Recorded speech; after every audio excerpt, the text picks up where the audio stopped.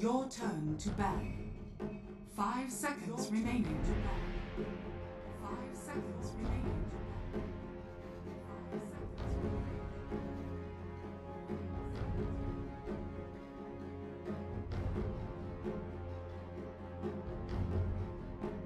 Double in.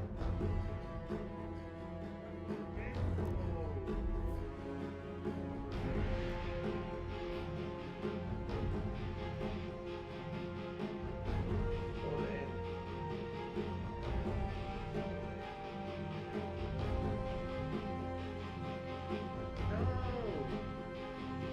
10 seconds remaining. 10 Go seconds carry, remaining. 5 seconds remaining. 5 seconds remaining.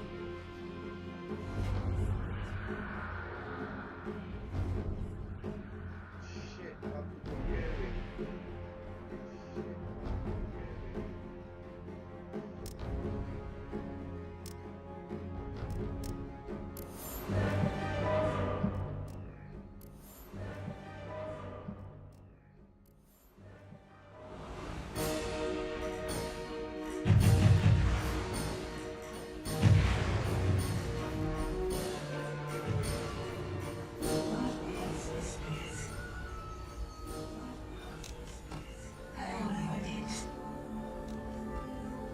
Prepare for battle.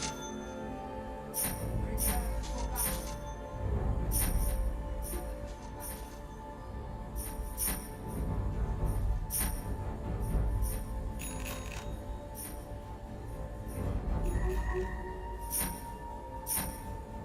30 seconds to battle.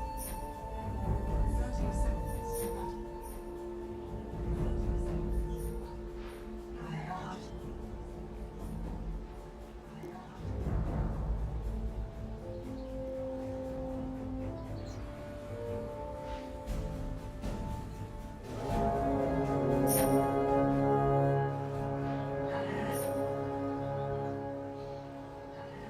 The battle begins.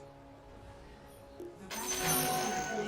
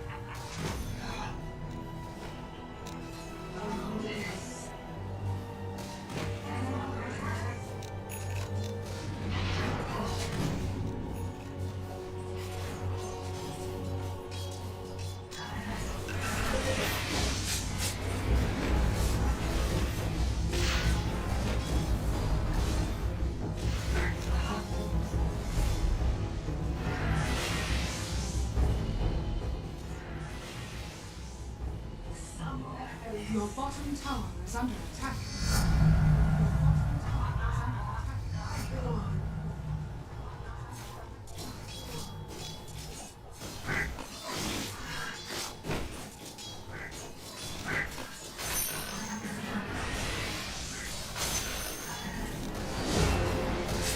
is under attack.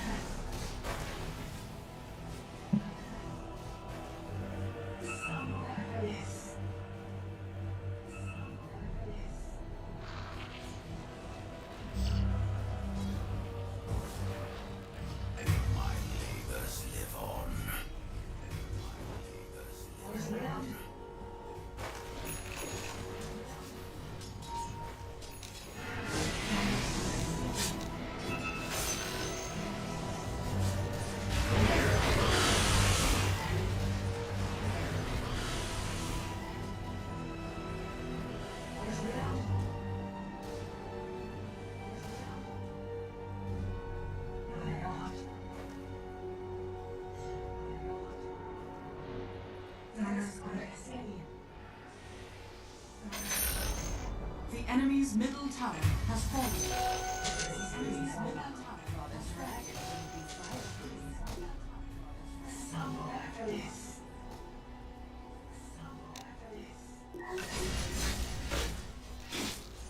Your bottom tower is under attack. Your bottom tower is under attack.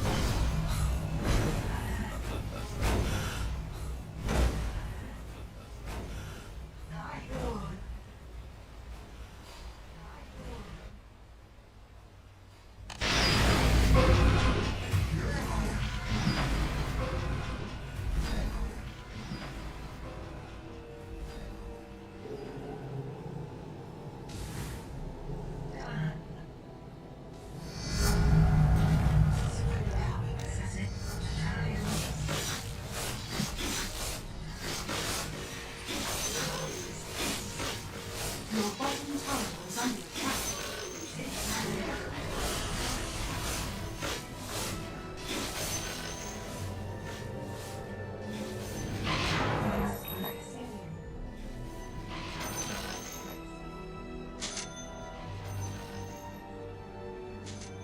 Your bottom tower is under attack. Your bottom tower is under attack.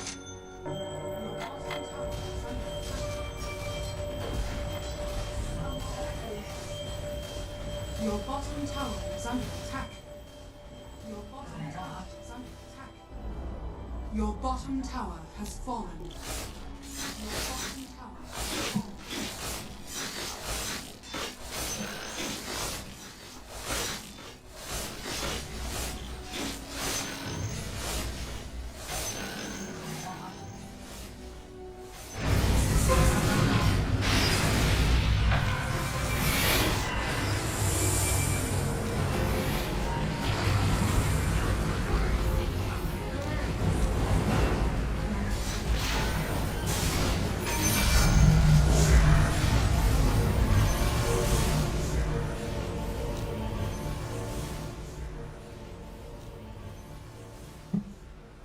Your top tower is under attack. Your top tower is under attack.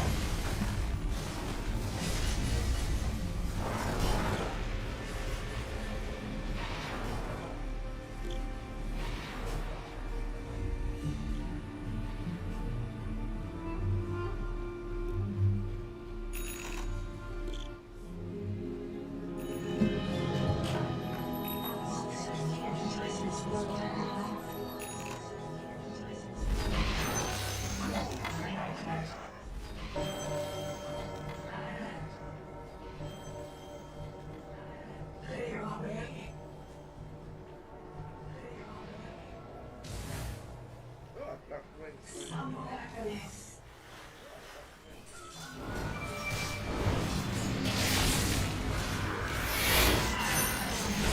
Your middle tower is under attack.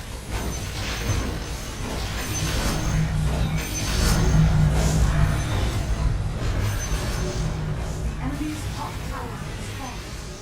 The enemy's top tower is falling.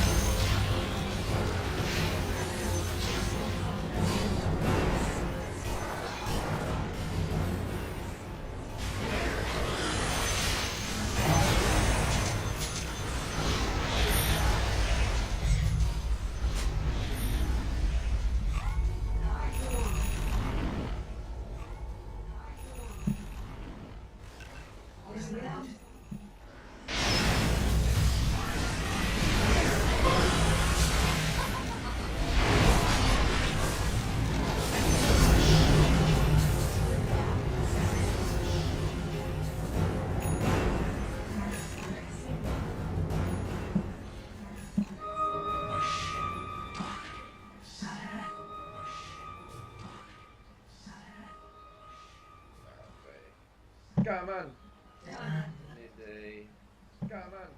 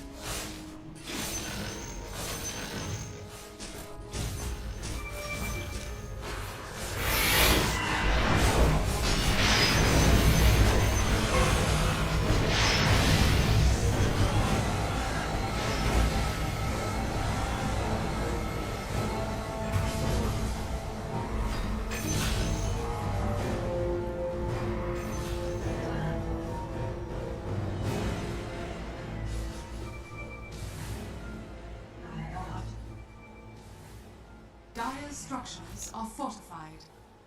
Dire's structures are fortified.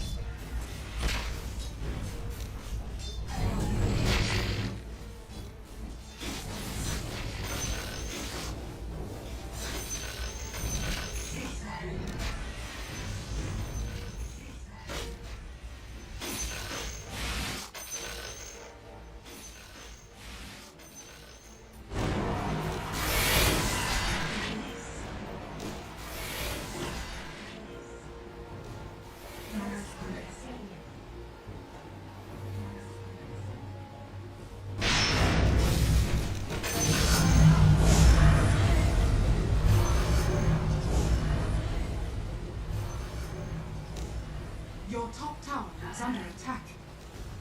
Your top tower is under attack. Radiant structures are fortified. Radiant structures are fortified.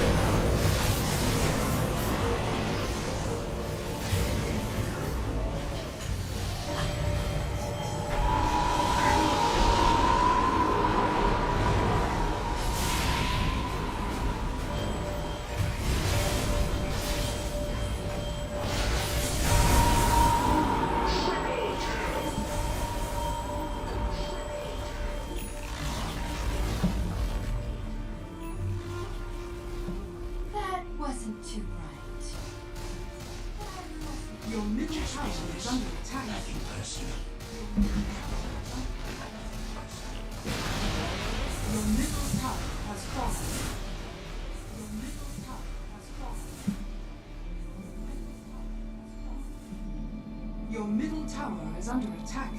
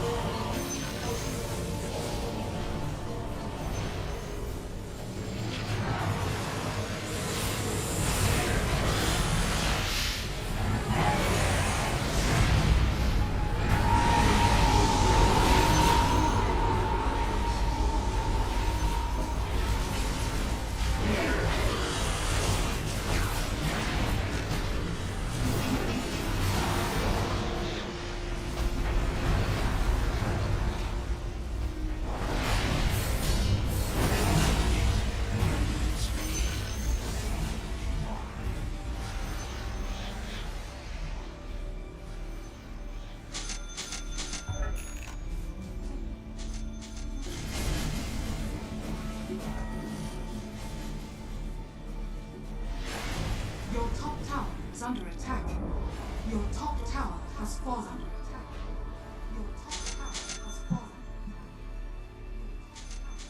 Your bottom tower is under attack. Your bottom tower is under attack. Your top tower is under attack. Your bottom tower has fallen. Your top tower is under attack.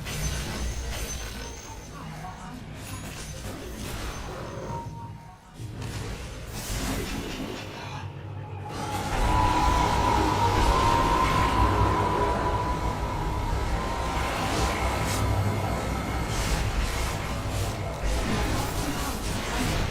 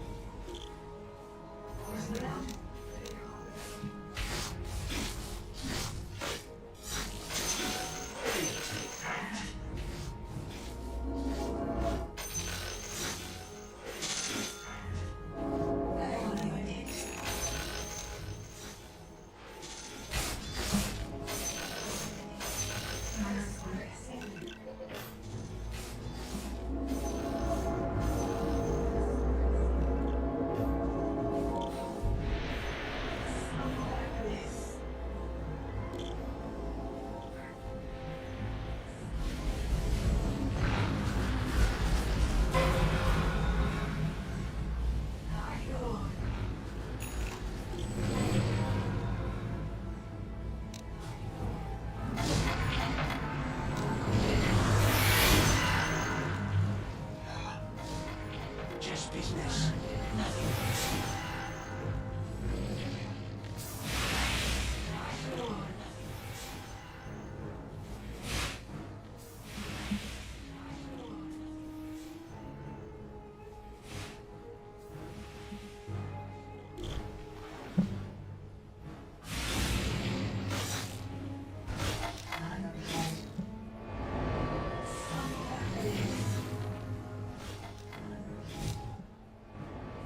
Roshan has fallen to the dark. Roshan has fallen to the dark.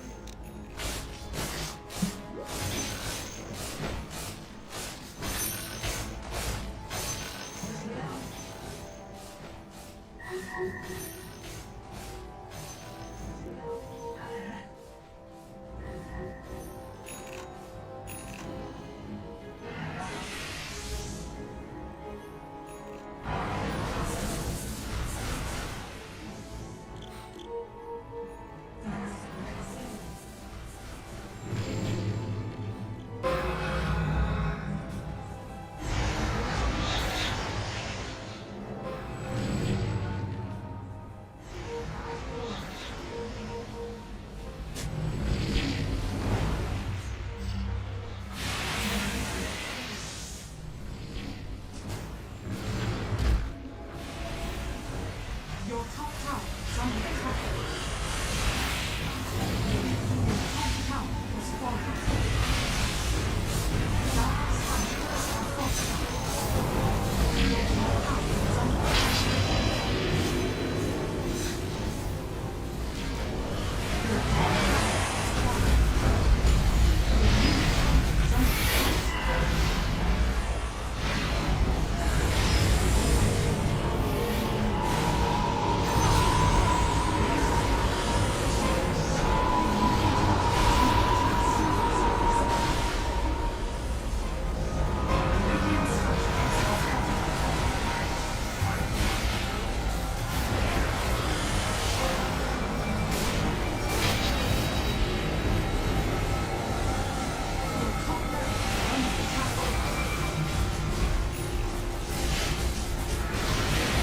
Your middle tower has fallen.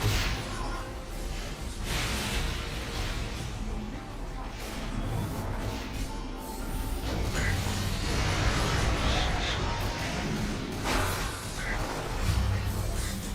Your top barracks are under attack. One of them fell. Your top barracks are under attack. Your lady. A film Your top barracks are under attack. Your top barracks has fallen. Your middle barracks has fallen. Radiant structures are fortified.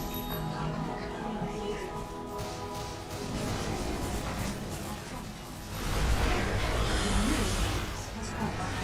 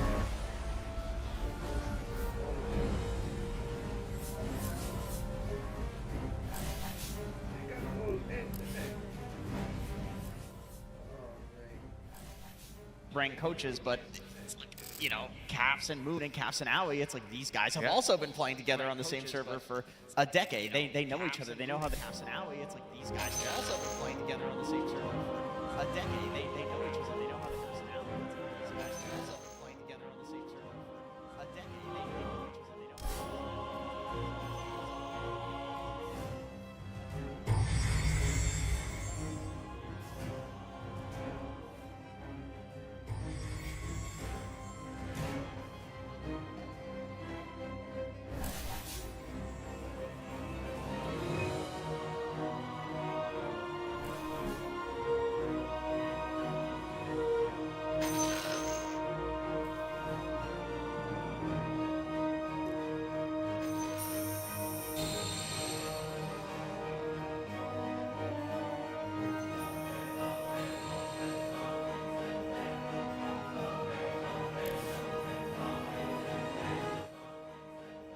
Well, I think right now Tundra feels like they're picking a lot of different heroes, which can be a good thing or a bad thing. The horn has sounded. I hope everyone in the arena and at home is ready for this, because that sound can only mean one thing. We're ready to kick off day number 2 of Barclays Arena. Yes. Because that sound can only mean one thing. We're ready to kick off day number 2 of Barclays Arena. The Aegis of Champions. It bears the record, reminding us of the battles we all hold sacred. The triumphs we still celebrate. The legends we will forever revere. It summons the world's finest contenders, allowing us, empowering us to honor the giants of the past, to realize the magic of the present, to witness the origins of the epic stories of tomorrow. Now we gather at the final proving ground, where the path to victory is ever-changing. But the cheers of the arena will always guide the way.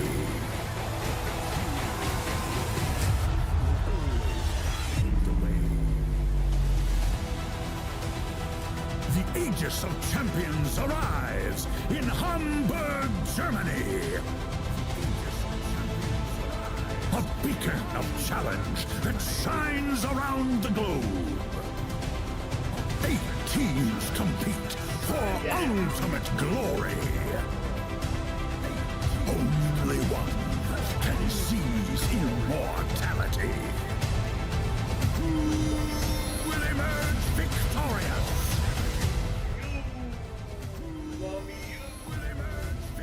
The battle begins. The battle.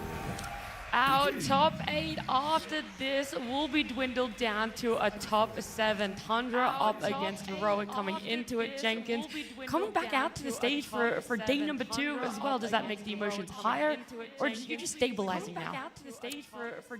I don't know if they can stabilize. I mean, this is the international we're talking about, but I don't know. I don't know if this team wants to be stable. Like, they play the best when there is chaos. For Tundra, yeah, they want to be stable, and I think they're more likely to be stable because you got 33 on that team. This is the only potential 3-time TI winner. So if there's anybody that's going to bring stability to his team, it's this guy.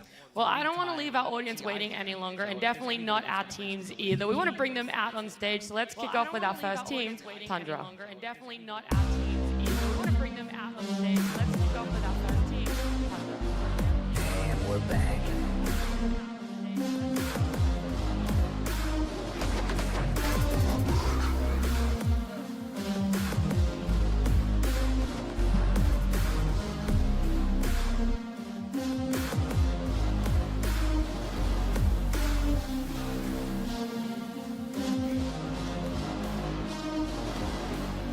Tundra Esports. And we're back.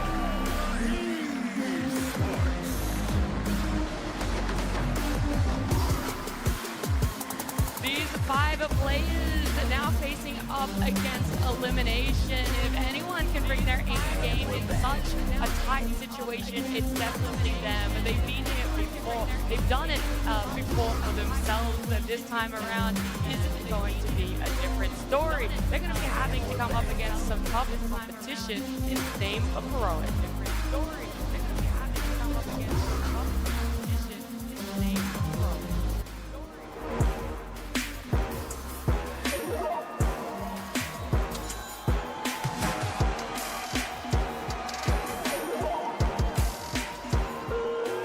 Choose wisely and crush those responsible.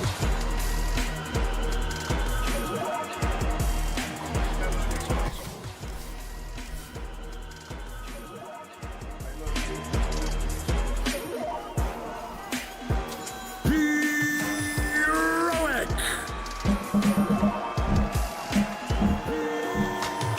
Representing the South American region, had a bit of a struggle yesterday. However, today there is still a chance to continue on in their journey toward the international. 3 of these players have already bested their previous results at past events. They want more. This team is hungry, and it's there for their taking if they're able to step up and bring it to 100 today.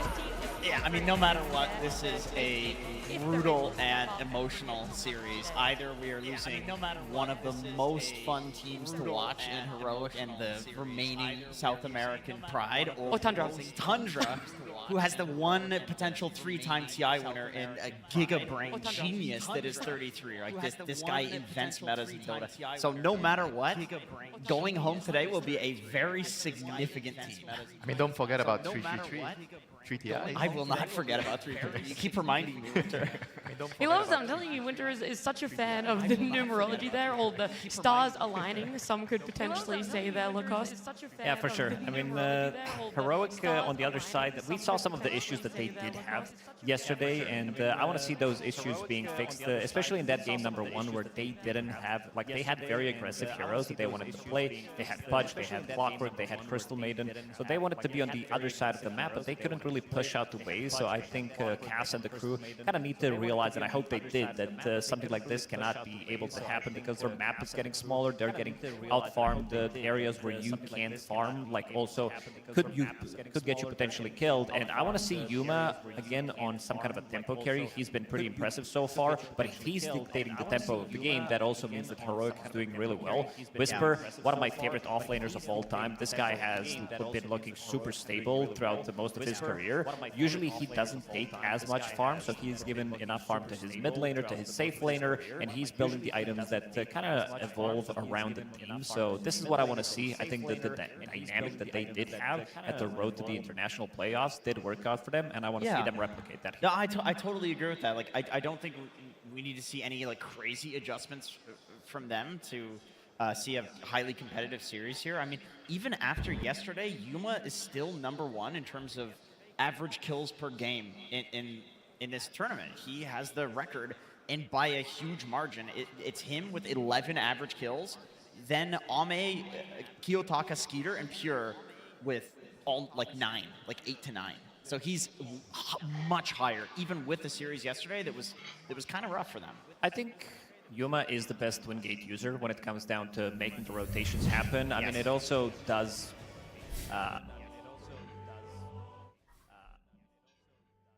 He's playing that Meepo, so going through the twin gates, he's playing Nature's Prophet, allows him to go in, not necessarily with the Nature's Prophet to go through the twin gates, but be very active at the early stages of the game. Like between 6 and 8 minutes, you kind of can't expect him to make this move. Yeah, we could talk about gameplay and the weight that the execution has when they do get that draft, but going into it as well, Winter, there's a lot of preparation you can do beforehand, looking at, do you want to favor a Radiant side, a Dire side, a first pick, second pick, how exactly you're going to build your draft around having that choice and information.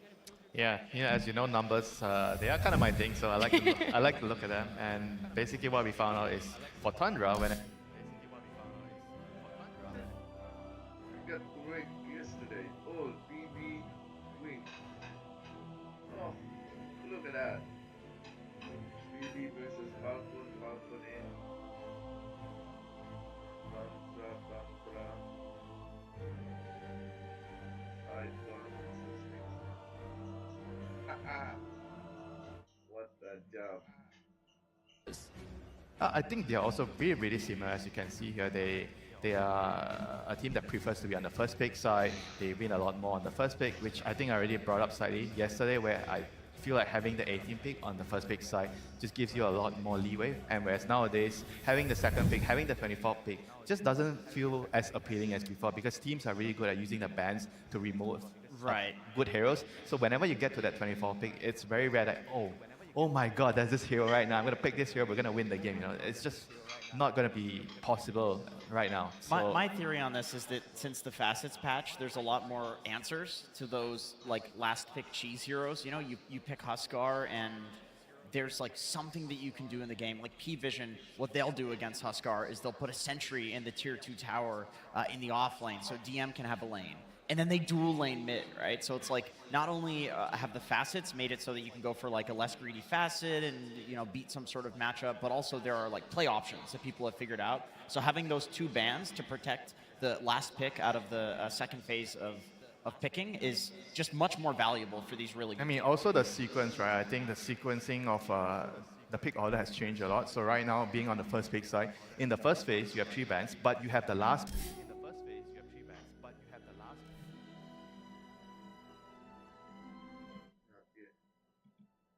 pick something like a puck, and Void Spirit is a counter. You could potentially ban out the Void Spirit on the 8th ban, and then you pick your puck. Something like this. So being on the first pick side definitely feels a lot easier to execute the plan of the team. Yeah, I do agree with that one. Having overall last pick doesn't feel as impactful. I think a good example is Mulreen, because he's the best in the world when it comes down to not playing into unfavorable matchup for him. So he's dragging the creep wave, he's manipulating, he's going to be playing his Primal Beast underneath the tier 2 enemy tower in the safe lane, dragging multiple creep waves, plus farming the jungle. So there's ways to play with it, and I think teams overall just got way, way better at understanding what they need to do in the last ban phase to be able to protect the heroes that they just picked. Yeah, I think the main takeaway, at least for Tundra's side, is they need to secure Neta's hero right away for them to have a really good plan.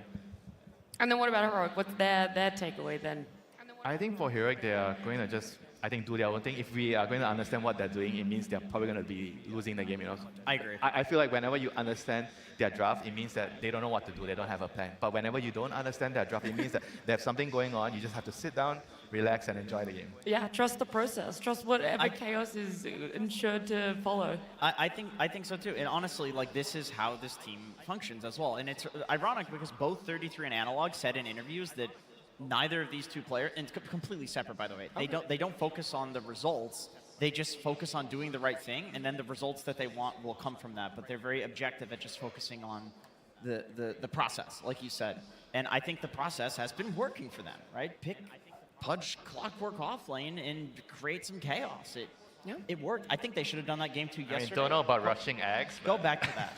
Rushing Ags at clock might have been a bit too much. I think you need something in between. Minor One changes, small item. yeah. Just have to tweak it. But I want to see something from Tundra that they've been doing really well. I also don't think that Tundra is going to be able to get the hands on Invoker throughout the rest of the tournament. Doesn't matter how many games, how many series they're going to be playing, because they look way too good with it, because they have this Invoker, Helm the Dom, Drums, Alacrity, plus you have Pipe, potentially another Dominator from the off lane. It's just too good of a momentum coming out from them, but I'm sure they can figure things out, because yesterday they had very, very good things that they shown, but they unfortunately lost both of these games. Enough time has passed. These players are sitting in their booths, and there is one thing left to do. Everyone here at Barclays Arena, get ready for our very first series and our first game of the day.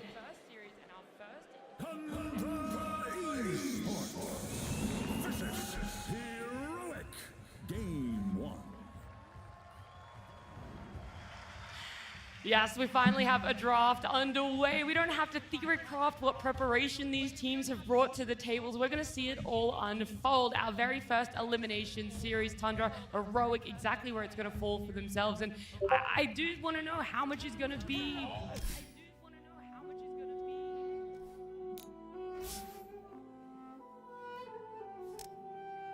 Tundra Esports, turn to band.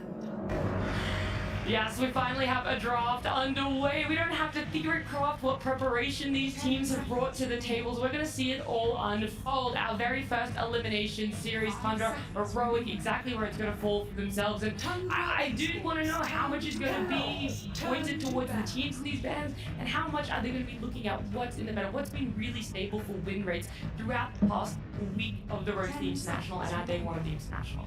Yeah, I mean, at the same time, you can look at the win rates, but you also have to remember who you are, right? I don't think you can just basically just blindly follow the meta. You have to understand your players, what are they good at. But so far, looking at the bands, they are quite similar from their first meeting, right? When they were on the first pick side, they also chose to remove similar heroes here, and they're going to open up with a Marcy. Extremely strong hero, just in general. I mean, Yeah, Tundra actually didn't let it through the last time. yeah.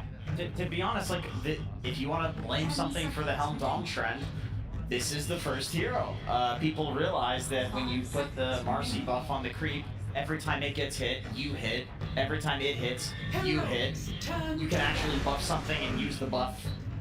Aside from having a teammate, it's like there are all these you can jump off the creep, and it's like, oh wow, this is so good on Marcy. Turns out it's just good on everything. This was the start of it all. And this Tiny doesn't say anything for them. Mostly it has been played out by Saxa. They really love to run Enigma plus Tiny lane. This has been their staple ever since they played on the old Tundra as well. This is something that puts a lot of pressure, allows Tiny to roam around freely, maybe make a move like pick up a bounty rune, secure the active runes as well, maybe even gank the mid lane if the opportunity does allow you to do so. So potentially in the back of their heads, they should start thinking about this Enigma. It's again, Helm of the Dominator, something that Tundra definitely wants to buy from the offlane.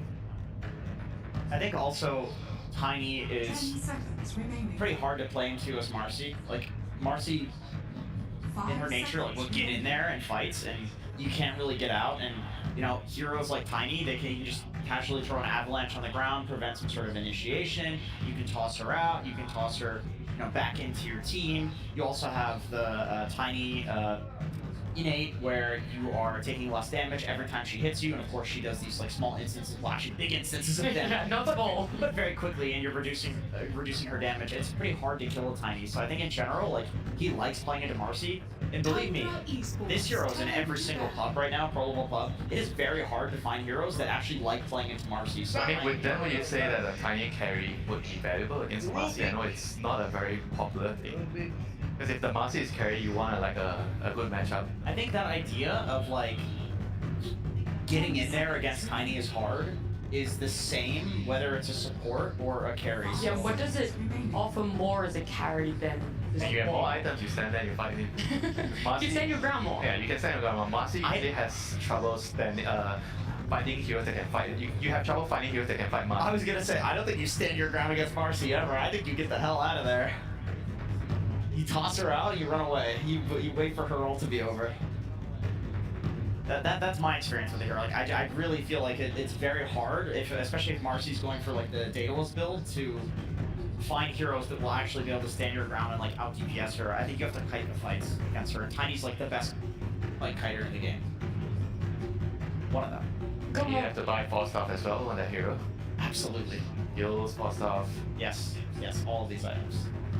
There's a couple more bands coming out from Heroic, the Sand King and the Queen of Pains. This mid pool lowering a little bit more on the other side of BZM and what he's liked to play so far at this tournament. Tundra Esports. BCM had a bit of a struggle yesterday when he played at Earthshaker. It's the combination of the two things. We saw a bit of unfortunate sequence of events with that healing cell that did happen, playing into an unfavorable matchup, but also not being allowed to enter his own triangle. A lot of his camps did get blocked, and there was also Sand King that was farming in the same area. So I think Thunder is going to be making sure that those issues don't occur again. And I also want to see BZM on a tempo hero. I want to see him, because that game he got completely shut down playing from behind with the naked blink dagger. It didn't look too good, but this hero has been looking amazing in the last couple of tournaments as well. This hero is just lane bully, dominator. Especially against Marcy. The win rate, I would say, doesn't paint the story how strong Pugna is. No. And they banned Silencer. I think Silencer is like one of the better answers to Pugna.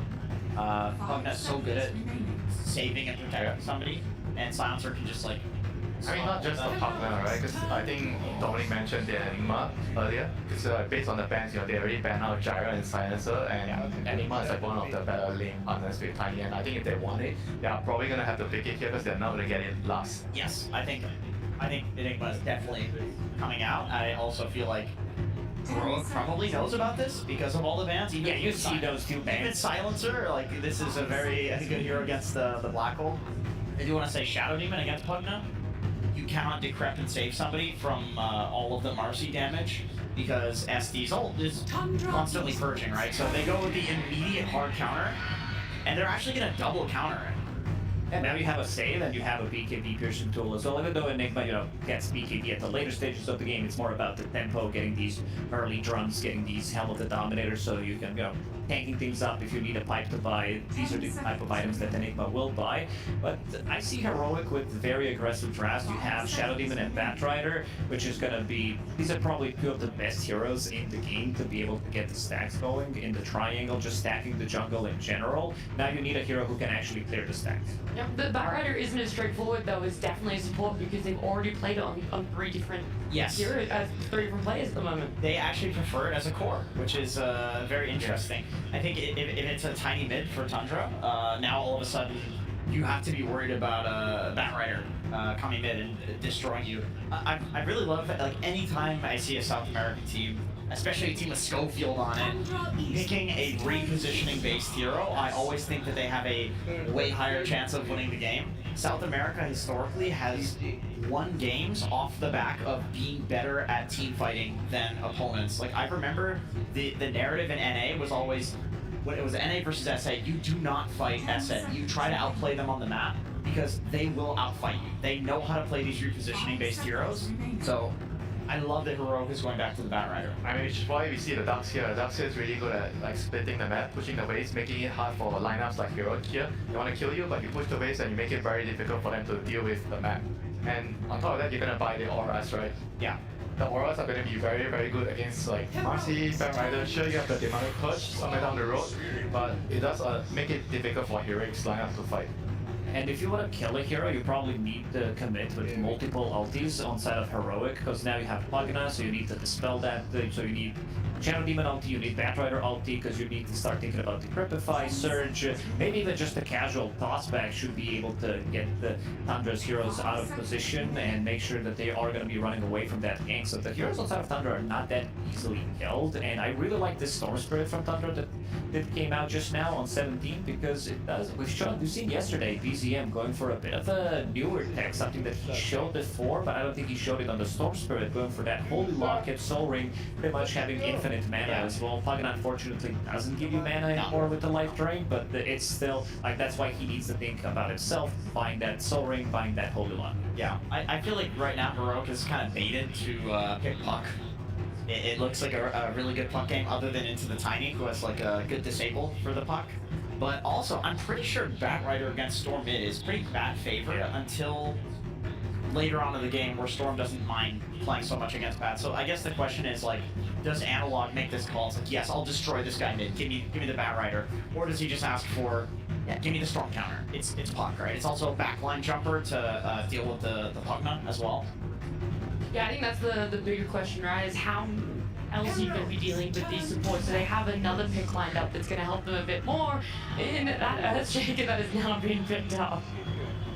Still, could be mid, could be off lane, could be 4 position. We don't know. Dude, Shaker in Arena every time. It's so good. There it is. Oh, they have it on the main stage. All right, good. I do like Shaker against backline save supports in general, because you can go in, echo some frontliner, and then Pugna can't save because you just fissure the backline, right?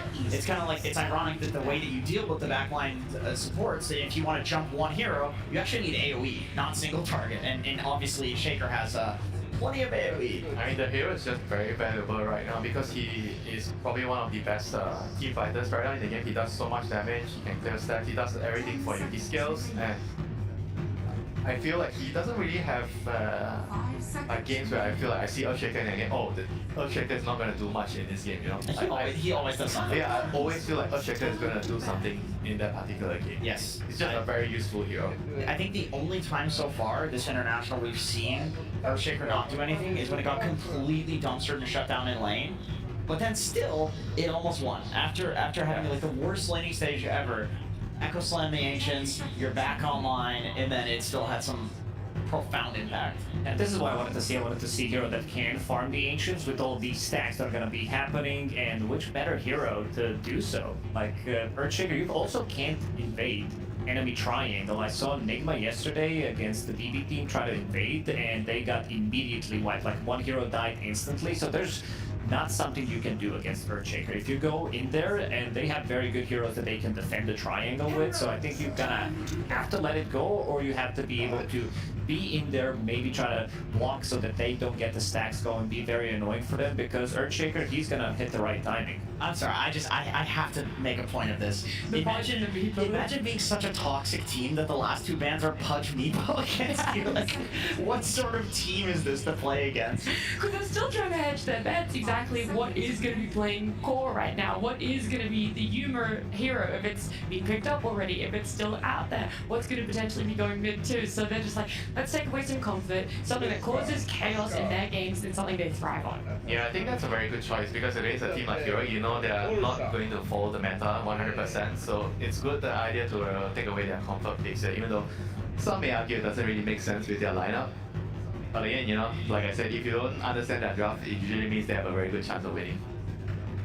That's all they're trying to take away for themselves. Heroic though, Abba and Faceless Void are the two bans.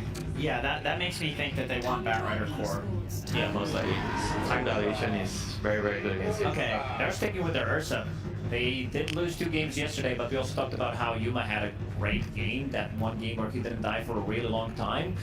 I really like the Abba ban as well. Faceless Void is also a very good ban, but Abaddon could have made it very difficult for them because what they want to do is go in and be able to kill a hero instantly, and now you have a Dark Shield, you have a Phonic Shield, Abba that could have potentially popped the ulti, which would mean that you can't kill those heroes that easily. And here's a 100% win rate hero. This is very, very good because it does allow, like we've seen a bunch of trolls going into the Battle Fury into Manta style, potentially even picking up Aghanim Scepter, which I think could be very, very good this game because you are going to be dispelling yourself, you are going to be dispelling Ursa, and if Ursa doesn't have overpower, it's on such a low cooldown that carry-to-carry matchup just favors Troll. Ursa And also the stacks, right, from Batrider. That's very, very useful. Okay, here's a question though. Does Troll not get obliterated by Batrider in lane? Like, I feel like that one is not even remotely close. Like, he could feed relentlessly. I think Tundra's gonna need to play into Whisper's lane and try to deal with him early on, otherwise, like, he could run away with the game. I think Saksa will need to be very active and try to fix the problems that Jenkins just talked about because you have no stuns whatsoever. When they decide to go on you, this is going to be Troll with Magna, and you have Batrider as a core plus Schofield on Marcy, so you have a way of bouncing them back with 2 abilities. Yeah. It's not going to be an easy lane for them, so I think they might need to manipulate the creep wave top, make sure that the Darkseer is going to be getting the farm, and then make sure that they have TPs ready, especially on Tiny, to be able to help them out in this bottom lane when they die. I mean, not even TP, so I think if I'm looking at both sides draft right now and I'm Tundra, I'm going to be willing to take a trade where I'm going to sacrifice my offlane to make their offlaner poor, because if you look at Bat and Darkseid, both of them are poor. It's probably going to be worse for the Batrider's team. This Batrider needs a lot of farm to snowball in. The Darkseer can just cut the wave. Yeah. So you're kind of confident when you're in being the Darkseer can stay by himself. He might struggle a little bit, but ultimately shutting down that safe lane. Yeah, even with the fastest alone, he's going for half for battle, so he has boost speed in the lane. So yeah, I think it's okay. He's already going to be ready to play alone and making sure that he's going to just go back to the jungle, try to run around, pull creeps, and make sure he gets some farm. Alright, what about yourself, Jenkins? Because I agree with the rotations that need to come in, but I also think King Jungles can then rotate, and then you've Ursa versus Darkseer, and that's fine for Ursa. Like, I actually think Whisper's gonna run away with this game. I think Heroic has a lot of options here. okay, so it feels like, you know, the fan favorites in the arena right now, Heroic, that's where you guys are siding for it?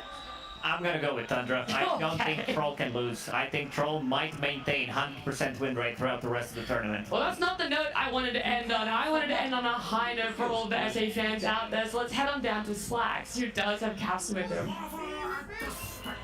Hey everybody, that is right here. SA fans in the crowd going ham, supporting you guys. Good to see you here. It's so early in the morning here today.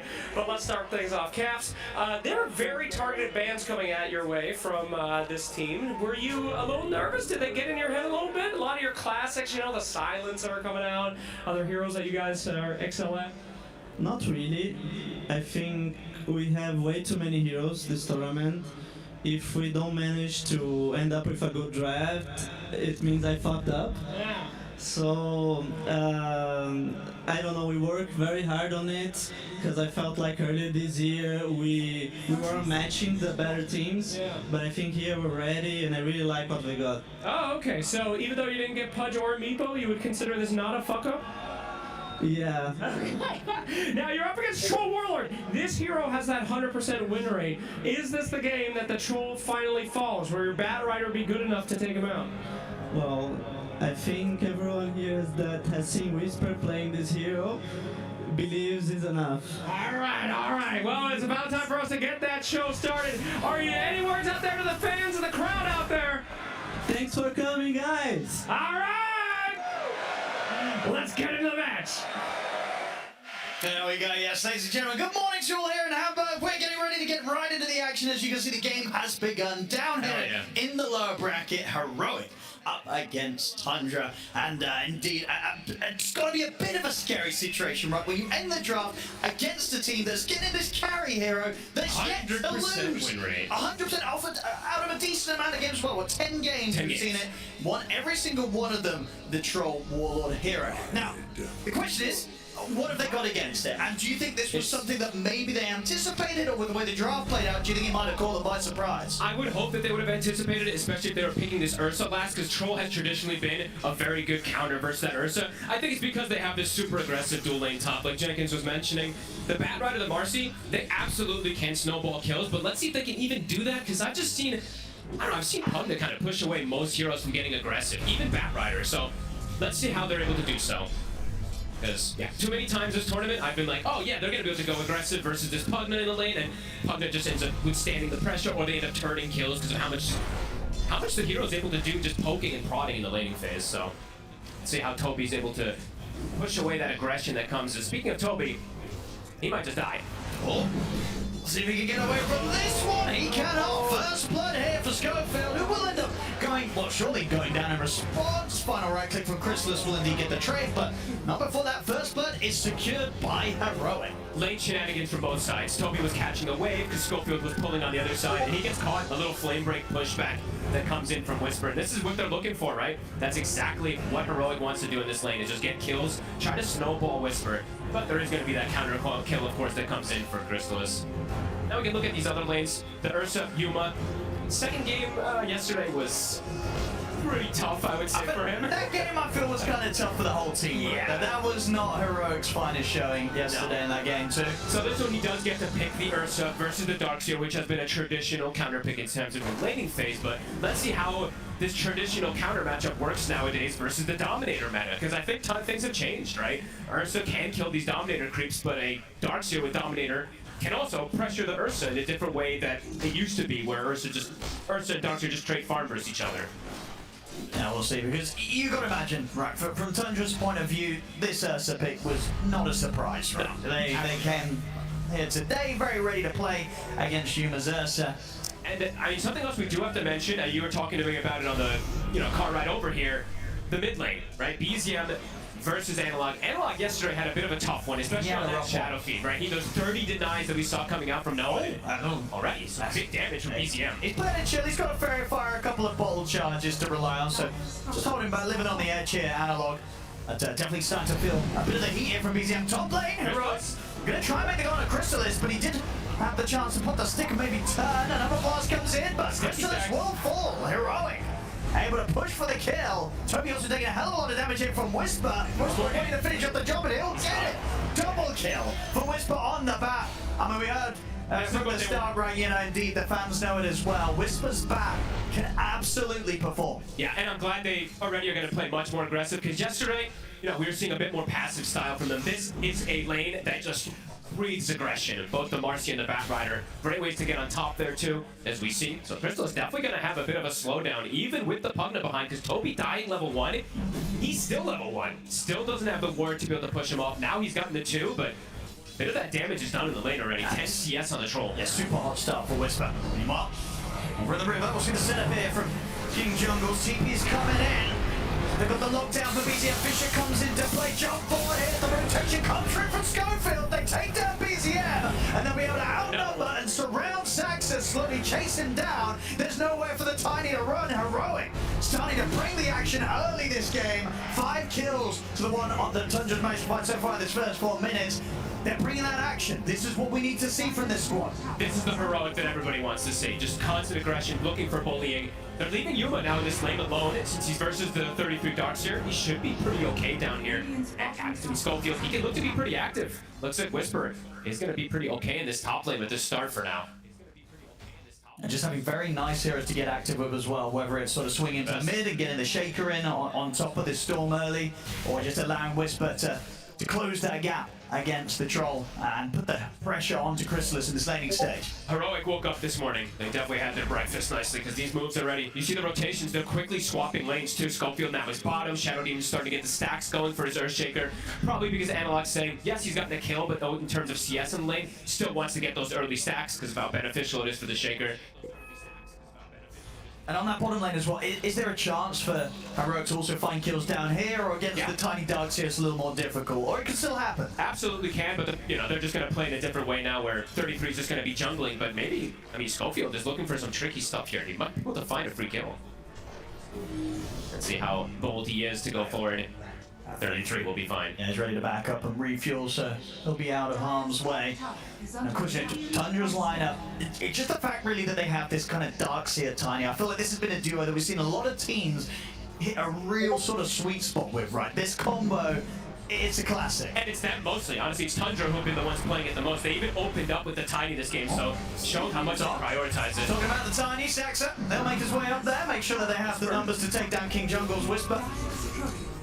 Should be alright here. Able to keep his distance, has Firefly and Flame Break at the ready. Necessary. Sox is still in the area with a combo, so Whisper does have to be careful. Look at this rotation from Analog, making the move here with the Invis. They do have a sentry down, so if they get some further vision around there, they should have eyes on him. And they see him now. And they will, so not able to catch them by surprise with this Invis. And the beauty of this combo, though, with the Marcy is he can just throw him in, right? You can get the Yeah, you've got to be careful. Absolutely. You can't get anywhere close to this Shaker when Schofield's around, because yeah, you'll get caught straight in the combo. Pretty cool combo, for sure. As we do see, it's 5-2, but Tundra, the economy game, it's there for them. It's perfectly fine, doing just fine. Yeah, 33 having a final time on the side of the map. Yep, 33 will check. He'll see his camp is blocked, but he'll still have his secondary one available. But very good preparation as we see Heroic. Double wards, or multiple wards to block camps, scouting information. As we said, they are definitely looking to have a much better early game than they did yesterday. And that early game is very important, as you said. You know, Darkseer, king of team fight. If you don't get a good early game and the team starts to round together around those auras and dominators, it can be very hard to fight against unless you have an advantage. Bottom. Saxa. Not the avalanche and the toss back. It's a good amount of control down to Yuma with the damage from BZM. He's going. Should be the end of the bear. Yuma falls. BZM makes a strong rotation. Same time top. We're going to put the pressure onto the carry as well. They get another chance to take Chrysalis down. So both safe lanes starting to feel a bit of heat. Truly trying to snowball Whisper, though. You see that they're just trying to get all the kills possible for this Batrider to take control of the game. Mid, Analog, looking for Toby. Schofield a little too far to connect. Up to the tier 2. Gets a bit spooky, so okay. That's hope we will be fine for now. Doesn't want to throw the Echo. Might have had enough damage there, but decides to hold on to it, perhaps for a core kill, or maybe for his Ancients, since it is getting very stacked up, perhaps wanting to reserve it for that. And constantly pushing out the waves as well, so already getting a decent amount of early damage done onto that mid-tier 1 here. Heroic with the way that Analog's just constantly shoving forward. And let's see how they prepare now for bottom. Dominator's done, so 33 is going to start getting this extra pressure. I mean, the tower's dead, so let's see how they do want to react. Looks like it will be pressure on the opposite side as we see Whisper take out the tower. See what build he goes for. Looks like Whisper's going standard. He's not going any deviated build on the Batrider. I was wondering maybe if he does do something crazy like Dom, but There we go. There we go. Boom! Easy slam there with the amplified damage, easy stacks, and that's that's going to be the timing done. Very nice and fast this game. Kimon in the jungle, BZM and stacks, so they'll hunt down Schofield. Finding quite a bit. These are good early little moves here from BZM, up and down between the kind of the mid, the bottom, and hanging around this jungle of Heroic. He's finding himself a couple of early kills as the Storm Spirit. Saksa being the all-important one to set up for these kills, since he is really the only aggressive hero on. They want to try and get 33 out of the lane. Jump forward there. Here's the blink reveal. Analog able to shut off the escape. It's a good, solid showing at the blink. Indeed, as we see, a crazy timing here with those stacks they're able to prepare for him, and how well he did in the lane. A hot start here from Analog, which is, yeah, we needed to see, right? Because as you said, that second game yesterday, not so hot at all. No, love to see that. And we did see KJ, right? King Jungle's level 6 pretty early on the Shadow Demon versus Darkseer. It's one of the best heroes in the game. He's purged him. As long as you get that demonic purge up onto the DS, he can usually not disengage. And they'll find the creep as well. Of course, whilst this is all going on, we're seeing at the top side, you know, Chrysalis getting that space. You know, had quite a bit of pressure early on, but absolutely still in position where the Battle Fury timing should be too terrible. And if he kind of gets to maintain this part of the map and have the team keep the pressure, or at least keep Heroic's focus on their side, this Troll should be able to catch up. Yeah, should have pretty similar farm to the Ursa, it does seem like it, with the way that things are going down. Power Sox will find a haste. Take that one away from Analog. How is Analog's Echo cooldown? 30 seconds. It's coming up soon. Likely the next play that Heroic wants to make. And they could make that as well with, okay, Whisper, but not buying up the Ogre Club by the looks of it, so yeah, just getting this BKB rush this game. So changing the build a little. Yeah. Usually Switching around. He's very about the drums the early game, so this, I think he's just saying, I really need this BKB to go through all this magic damage. Yeah. If he doesn't have it, right, and he tries to initiate and run in, he will just likely get popped. It's a ton of magic burst that Tundra has, so. And I think it's fine, right? You've already got your mid shaker, they've got a very quick blink dagger timing for the initiation, and obviously you're playing with a Marcy with pick me up, so just being able to survive seems more important for Whisper in this role this game as the bat than getting that jump himself. Yeah, I agree. I thought perhaps maybe the drum, but I think this is just a better pickup in particular. There we go. See the I want to go here with the Echo cooldown. 33. A couple of ancient creeps here. They've got the burst opening up with the Echo, the follow-up, the lockdown. It's there. Nicely done by the two of them. Can they get out safe? BZM's definitely going to look to try and make them pay.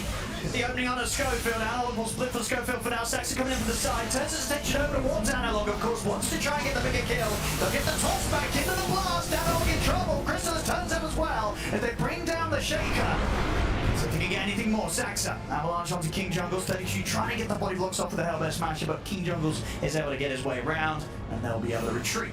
Good target prioritization there from Tundra. Saksa even blocking. I saw KJ walking in to try to use a disruption. Saksa was just following him to prevent any type of save, so very on top of it there. 8-5, more kills than I think we've had in some of our games at the 11-minute mark. Very action-packed. I think both teams don't mind this action either, to be honest with you. It does seem like Tundra is fine because they're still getting the farm on the map, but Heroic is happy because they're getting these extra kills to accelerate things, in particular for Whisper, as he is 2 components toward that BKB.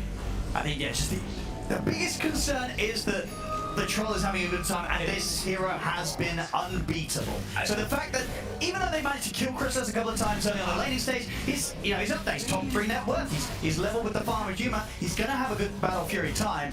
That's gonna be a problem. Yeah, my worry is the timing for the Troll, but also it's the Darkseer when he starts joining his team with the auras, right? He's gonna have a pipe pretty early this game, since most of that damage is magical on Heroic, and Heroic has no aura carrier whatsoever. Unless they want to do some weird build on the Batrider, which I don't think he will do anything like that, so. That's usually the big timing for Darkseers, right? It's like that 15 to 20 minute timing when the team starts running around together. We'll see if Heroic is prepared when it does kick off. Because so far their moves have been pretty good. I want to try and strike at Whisper before he has the BKB done. He's got backup. Can he get himself out of this? That's going to be hard now here. Schofield turns up. Saxon will be able to hold it back with an avalanche. Trying to chase forward, but Tundra should be able to keep the distance. 33 trying to Wild Wing Ripper his own creep away there to save it, but Schofield will still be able to get the plus 100. Oh, in the meanwhile, they continue to get the stacks going on the side of Heroic. Could we actually have a stat counter whenever possible as well too? Because I mean, it's a team with Shaker, right? It's a team with the Shadow Demon as well too. So there's going to be a plenty from Heroic. But Tundra They're ready to go. They're ready to go and try and connect with Analog around the mid, because Analog does have the slam back online. Okay, let's see what they find. Of course, you know, you've got to imagine these sort of timings, Tundra will be keeping track of, so should be prepared to be cautious. BZM, so he's on strength treads, 1600 HP. He's playing careful. I think he senses that this sort of play might be coming in, but he didn't sense it hard enough. The Echo still gets him into the lasso. That will still do the job nicely. Way too much chain stun, even if he's on the tankiest portion possible. Cannot survive versus that.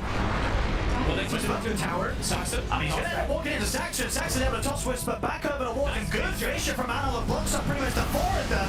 They're going to try and go for the fight. Yuma reaching it under the tower, takes down 33. Skillfest dispose on to Toby. Yuma will try and run down the punker, and he's able to take him out before he can save himself. Double kill for Yuma, and they might not be done yet. Analog jumps forward. The setup's there to catch out another. Heroic. Find 3 there, and all it costs them is the life of the bat.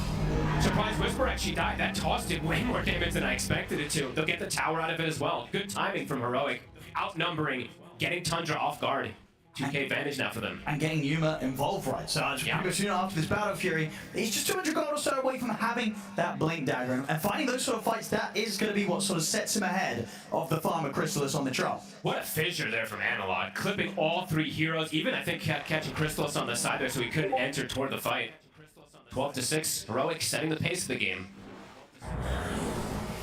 Tundra looking to strike back. Oh, they are. Outfield. Tundra looking to strike back. Oh, they are. Outfield. Discord is so noisy. Shit.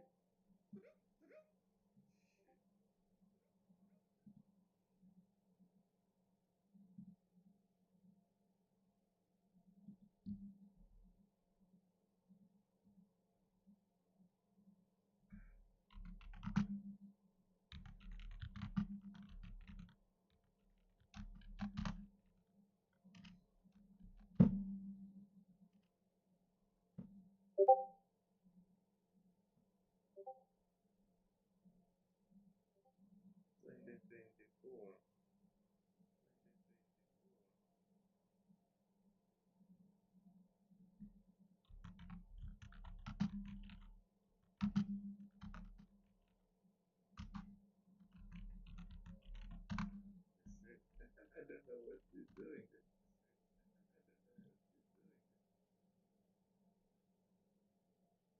Just for, yeah, Tundra. What's the pipes there?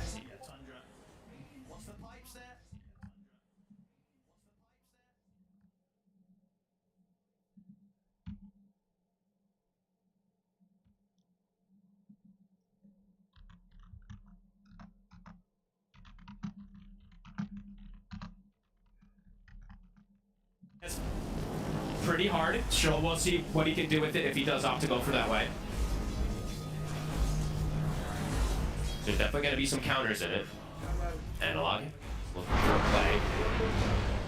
Saxon, yeah, so close to having the Blink Dagger online on the Tiny. Should have it after these 2 camps on the side when they respawn if you'd like to wait for them. So Tundra looking for that timing fight. Heroic, they're looking for anything. They've still got that vision, so they've got a full setup here onto BZM. Oh, BZM. They're ready. On the stack. Oh, he's so dead, surely. Straight in with the Echo. An easy one there for Heroic. The dream when you're playing Shaker. The amount of stacks that are made too. He gets every single creep because the Slugger too. Analog, the Echoes are hitting 3-1 and 5 so far for the Shaker. Yeah, he's having a great early game here today. Yeah. Alright, so Pipe, it's online. Glimmer's still not finished for Toby, but they have Pipe finished, they have Blink on Soxa. Let's see if they can start getting things together, because Heroic is starting to get quite a bit of snowball. Look at the difference between the Earthshaker and the Storm now at this point. Yeah. And even the Ursa and the Troll, right? We're starting to see that separation of cores. And they're going to be able to pick up this Aegis without any sort of contest from Tundra. So Yuma with the Aegis online. What would you imagine it now is the plan from Heroic? You've got this Aegis, and you just continue to go, you know, for action, just for full out aggression, or are you farming up that next time? I think you just keep waiting for Echo Slam. Just keep fighting around this Echo every cooldown. If they're not taking advantage of that Echo being on cooldown, it feels like a good position for them. If the Ursa can finish a BKB as well, then he can actually stand toe-to-toe in a lot of these fights. Versus that Troll in particular, too. Could be pretty nice. Heading in BZM's direction, Schofield. Not quite able to catch him there. BZM More than ready. All right, Tundra, they're grouping. This is their timing. The pipe's finished. That blink, as we said, for Saksa. Let's see if Heroic is prepared for it. Yeah, because Tundra's fight should still be pretty strong. They've got the tools, they've got good burst as well. Echo Slam, 30 seconds still on cooldown. Saksa's in. Trying for the jump on the Scofield, but the Fisher comes out to disrupt the play. Scofield's going to try and turn the ground with the ultimate, but the combo is there. He's going to be saved for now. Violent Triple will still fall. Strike back, Yuma. And they get it onto the dark side. BCM controlling the Shadow Demon to pick up the double. Whisper's going to get back in there. Lasso's in a lockdown. BCM Yuma brings in the damage, and he's able to take down the both of them there, Whisper. Getting a huge double. Saxon attempts to get back in with the M1 toss back. They'll be able to at least take the Aegis out of the hands of this bear. But the casualties are rising here for Tundra. It's 4 dead. Only Crystal is left alive to scarper away. And that's Tundra picking the fight with their timings. And They went for that. Heroic is so ready for it, and they didn't even have Echo, Owen. That's without Echo Slam that they're able to do this in this fight. So Yeah, that was a rough move to make. Again, 33 charges in, gets Demonic Purge, and just dies almost immediately at the start of the fight. Yeah, he's getting crushed. He really is. The farm was still good, you know, he's getting the timings, but each and every decision to turn up to the team fight has absolutely been punished by Heroic. And they're just so prepared. Look how ready they were for the move. Look, Schofield, he gets the solo crest during the stun, an instant stun from Emma. They are so ready for this move. Beautiful preparation coming in from Heroic in this first 20 minutes, as we see. Dire's top tower. Yeah, you can definitely see why this team does like to play with Humor on the Ursa, right? It seems like such a comfortable carry for him because his decisions of when to join and when to not so far have been pretty perfect. He's always been there to provide that extra bit of damage to help get the cleanup. Yeah, having Whisper on this bat, as we're seeing, right? 5-1 and 5. They were mentioned on the panel. He can definitely run rampant with the game. Tundra again, looking to smoke with their timing, but it's into Echo. It is. Indeed, you know, Heroic, they've got more than they had last time ready to throw it back at them. Let's see if Tundra can get away with it this time.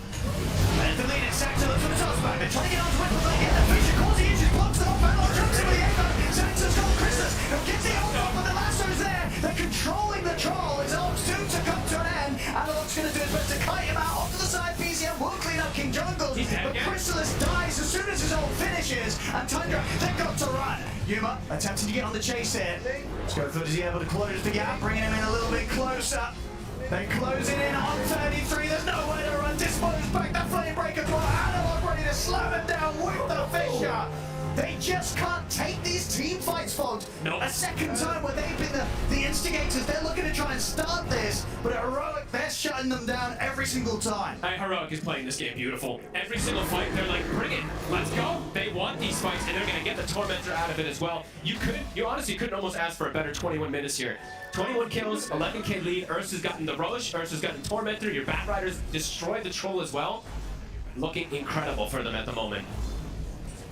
And Tundra, that's them picking the fight. They're trying to fight this. They're trying, but both times it has not worked out for Tundra. They've got to reset and sort of reassess what they want to do in this game because these sort of moves are just not working. How do you reassess though? It's what's the pivot that you want to go for now at this point when you thought you were going to be able to fight with this aura? I'm seeing a minus queued up from the Dark Seer. They probably won't know it, but that's usually difficult tell. That's I mean that's the classic sign for 33, right? The game is hard. Yep.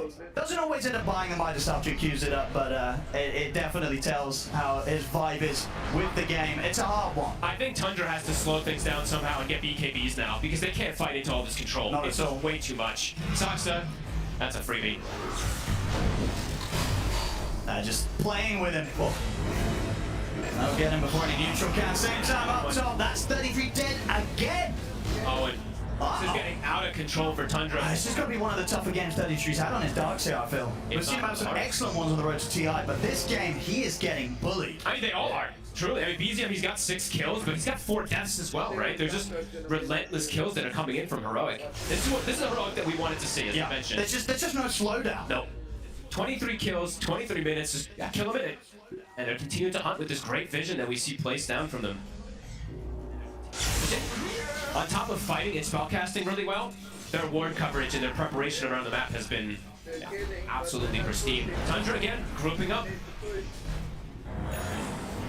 See if they can try and find a bit of luck around that tier 2 tower. And this Ursa's level 19 now at this point as well. With a full BKB basher.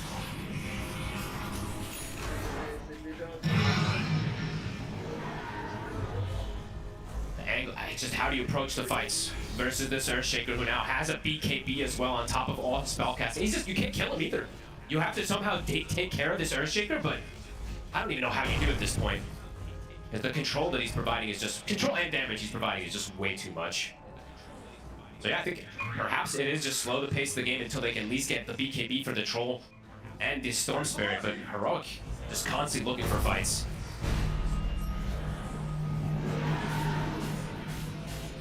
Yeah, Tundra definitely showing they want no part of the action until they have that next set of items done. They need them desperately because the lead's just getting to a point where it might be getting too much for them. Schofield looking at a pretty interesting build too if he wants to go down and queuing up a Yules. Very good to kite either the Darkseer, good versus the Pogna, good versus the Troll. As soon as those BKBs would go down whenever they get them, can be a very good kiting tool. I've got the blink now on 33. Okay. He's got the blink, but he's so fragile now. Even though he's got the blink, it's so much damage at this point on Heroic. I mean, we'll see. I mean, Tundra, I feel like historically this.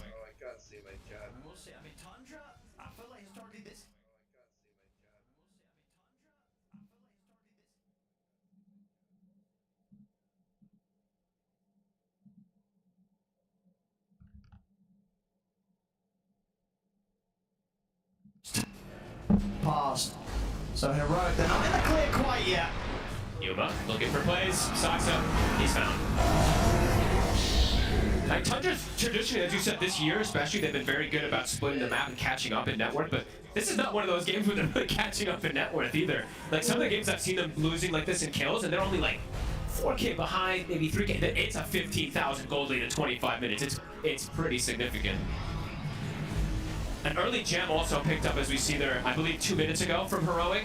They're putting it on the Batrider, so I mean, Heroic is looking to just completely decimate the map. Oh, absolutely. And, you know, Heroic, they've been able to be pretty chill themselves and just finding this farm whilst Tundra's had to sort of just hide in these corners of the map, giving so much space. I mean, Whisper, you had the time to purchase the complete Shiva's Garb without having to buy bit by bit. So that's a huge addition on top of everything else that Heroic have now in this team fight. Heroes are going to explode. Tundra, they've got to keep avoiding. Unless they find little chances like this, they're going to try, but it's a hard one to go for. Shiva has got the erase, they'll try and vacuum him back, he's still got the BKB ready. Too hard to go in this. They're not even able to force out the BKB usage, he just walks it off. Oh, and I yet to see BZM get a decent usage out of this Orchid too, and now there's the Demonic Cleanse for the Shadow Demon as we saw there as well. You can't even use it. It's able to just instantly that's get very true. Now. Yeah, in these sort of games where you're falling behind, the Orchid Storm purchase can feel that it's kind of missed the timing. Absolutely. That's usually what it ends up being, right? You usually want to try to get this and snowball off it, but you look and you're like, the cores all have BKB. There's also a Dispel on the supports. Things are definitely complicated from this side of Tundra.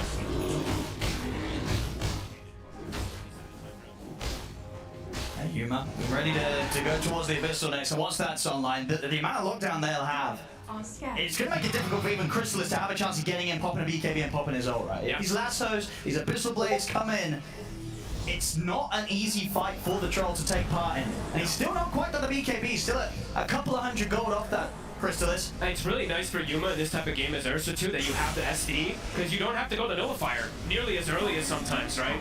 And in this game he's also just kind of owning in particular, so probably doesn't need it this early anyway, but he can just go Abyssal, the SD's going to purge the target he's focusing, and yeah, there's no way they can really survive off that. Alright, Tundra, so Crystallis, he's got the BKB finished. I believe BZM soon has his done, and see if they want to try to fight with that. I still don't think that they can take a heads-on fight with it, but let's see. Radiant are scanning. Radiant's middle tower. Items just continue to flurry in for Heroic. Almost an Octarine for Analog. Silver in the river. Kobe. Well, he's looking to be in a lot of trouble there. Schofield and Whisper. We'll get some action back on the table here after a bit of a slower period of the game. A night and day difference today from Schofield and Whisper. Just having a hell of a performance on these two. Yeah, the bat's looking pretty crazy. Yeah. Was this one that was banned out against them the other days, or they? I guess they picked Whisper's hero early, didn't they? So they They just went for other stuff, but yeah, seeing his bat in action. I mean, Whisper, I think his two traditional, non-traditional offlaners are the Batrider and the Phoenix. These two he tends to just go absolutely bonkers on if he gets a good start in. This is one of those games that we're absolutely seeing that. Yeah, perfect itemization too, as we see. The blink goes after Shiva's BKB, can go refresher after. Radiant's bottom tower. And the lead, it just continues to grow for Heroic. Gold lead, it was 15. They're taking everything right now. I mean, they're soon going to be set up, of course, move in for the next Roshan. Which is about to come up. And they're very ready for it. Tundra, they're smoking, but you might have to try something desperate here.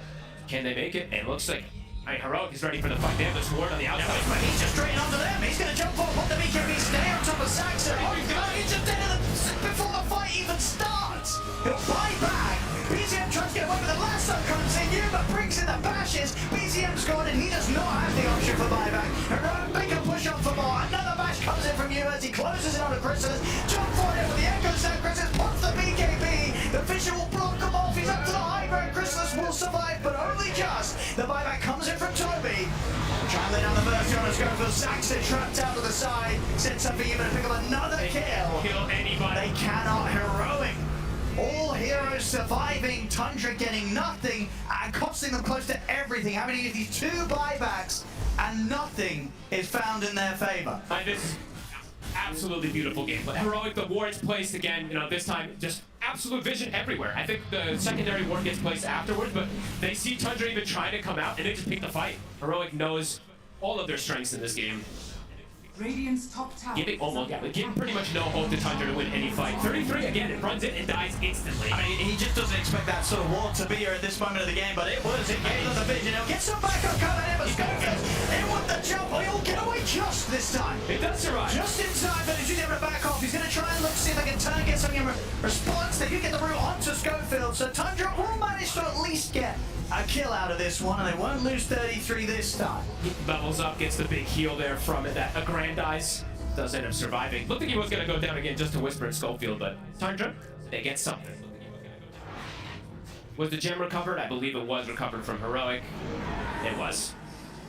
So it didn't end up losing their gems. So just a small kill, but Tundra able to get a little bit of something, but a very small something. This next 4 minutes could very well be the timing for Heroic to push forward and attempt for the high ground. We'll see how prepared Tundra's going to be for that. Chrysalis trying to get the Aghanims online, about 1,600 gold to go. These small things, right? It'll help survivability and him stay, but these team fights just don't want those. They get the jump onto BZM, but not enough lockdown this time. BZM able to sneak away with the Glimmer Kid coming in. That's it, of course, Toby will pay the price. Godlike now for Yuma. He gets to go the fun build too. Look at this, queuing up the Octarine afterwards. We said he doesn't have to go for this Nullifier if he doesn't feel like he wants to. He can go for any luxury build. And Whisper with, breaking records on timings for sure on this Batrider. About to have a refresher done. It's only 30 minutes in and he's getting close to 5-6 slotted territory. Yeah, this is insane. Yeah, he's definitely making the case for his bat to seriously be considered in the drafts when you're going up against these guys. And they flexed it too, right? As we've seen, they'll play mid lane, they'll play off lane, they'll play as support. So definitely something that could be prioritized a bit higher here as we just see this game continue to be a beautiful showing from Heroic. BZM TPing in. See what they can do. He's going to try for the setup on a Schofield. Comes in with a vortex. Further TP's coming in, but Schofield's able to jump away. BZM trying to chase. Has to be cautious though. Whisper might go in. He's got the refresher. He's thinking about it. Straight with a jump to the back with the flame break. He's going to be able to catch BZM. Yuma brings in the damage, slams down the abyssal. That's BZM gone. Heroic ready to go for more once again. Stacks at a full.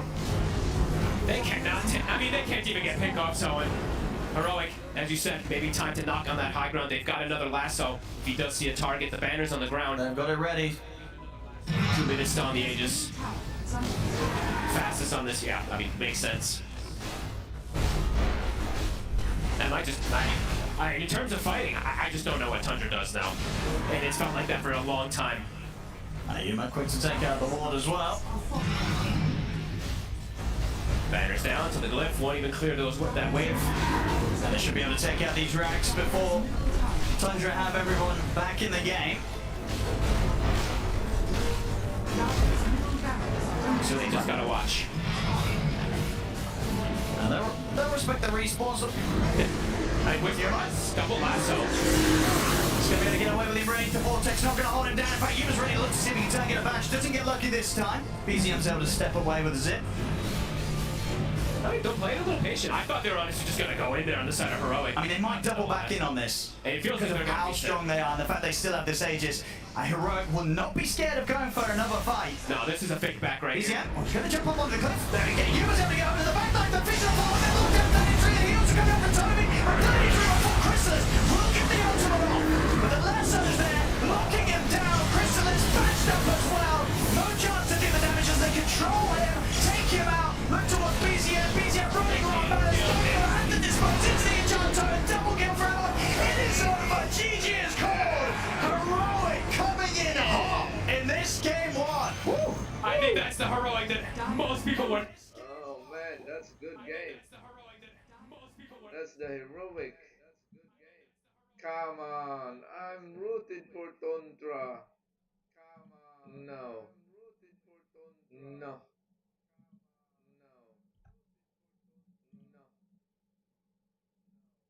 Oh no.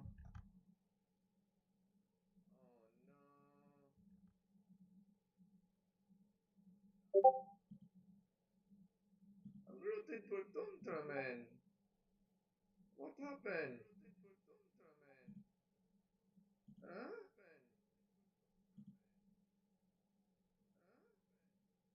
Oh no. What a game, what a game. Good game. Oh.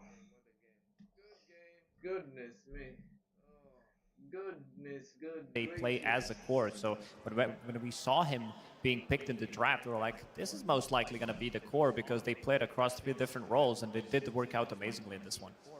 I think Heroic just looks like the better team right now, straight up. Like, can you honestly say, going in today, like, did you expect a very competitive series here? Because I feel like for the whole year, we have seen, like, time and time again, you have teams like Tundra, Liquid, they have a rough group stage, you know, rough road to international, and then all of a sudden, you know, come playoffs, they do the Tundra thing. Right, they power up a They little bit. They power up, they start winning. It's like, okay, sure, they have a stand-in, but it's Toby. Toby has won tournaments this year as a stand-in, right?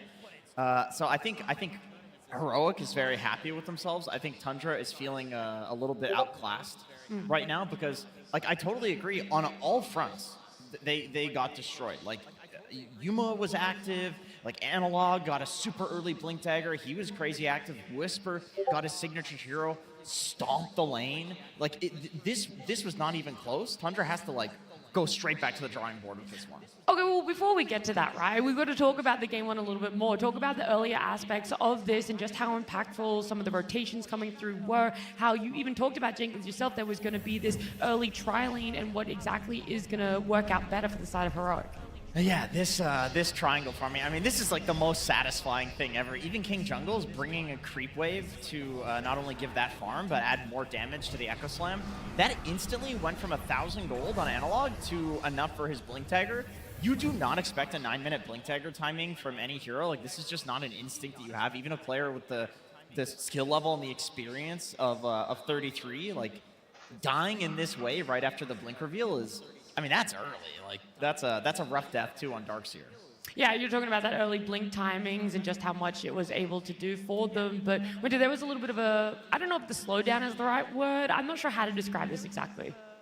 I mean, after the dagger reveal, I felt like Tundra went back like towards the other side of the map. Actually, this was before the Blink reveal, so I wanted to highlight the wards, like how Heroic kind of targeted 33 when he was left alone. That was scouting his camps, and they even placed a sentry, you know, to block his farming pattern. That's like one of the small little things that I feel like Heroic really understands how Tundra likes to play as a team, you know, when Darkseer is alone. This is why I feel like this one was a big outclass, which, like I said, I don't think many people expected this big of a difference because every single player on Heroic understood their role and pretty much did it perfectly against one of the highest caliber teams in the world. Yeah, I feel like the first 10 minutes, right, Heroic did everything correctly, whereas Tundra, they didn't know what to do. They weren't very sure about, okay, do we play with our Storm or do we play with the Darkseer? Because Darkseer can't play the lane against Ursa. Do we help him or do we help the troll because he was like kind of getting bullied by the Bat Rider, which I felt like we had this little discussion where I think the Tiny needed to choose who to sacrifice because there's 3 lanes, they have to really help. They can only help 2 realistically. And I felt like the one thing that didn't really happen was the runes, right? The Storm didn't really get the first couple of runes, and it was the Earthshaker getting the runes on top of the stack. So he had a perfect start. Because if you think about it, if you're helping the Darkseer, what happens after that? You help him, and then he still goes back to farm, right? But if you are helping secure the runes, then Storm gets the runes. Storm gets to help the troll, and you kind of unleash. He's gonna pay it forward. Yeah, because what happened in the game was 5 minutes, around 5:50, they actually went top to kill the Bat Rider, and they lost the rune control on 6 minutes. So Earthshaker got the rune. I think these are small little things that it might not look like much, but it tells you the story of what the teams are prioritizing. And I don't know if that was the right way to play the game, even though they killed the Marcy when they went top.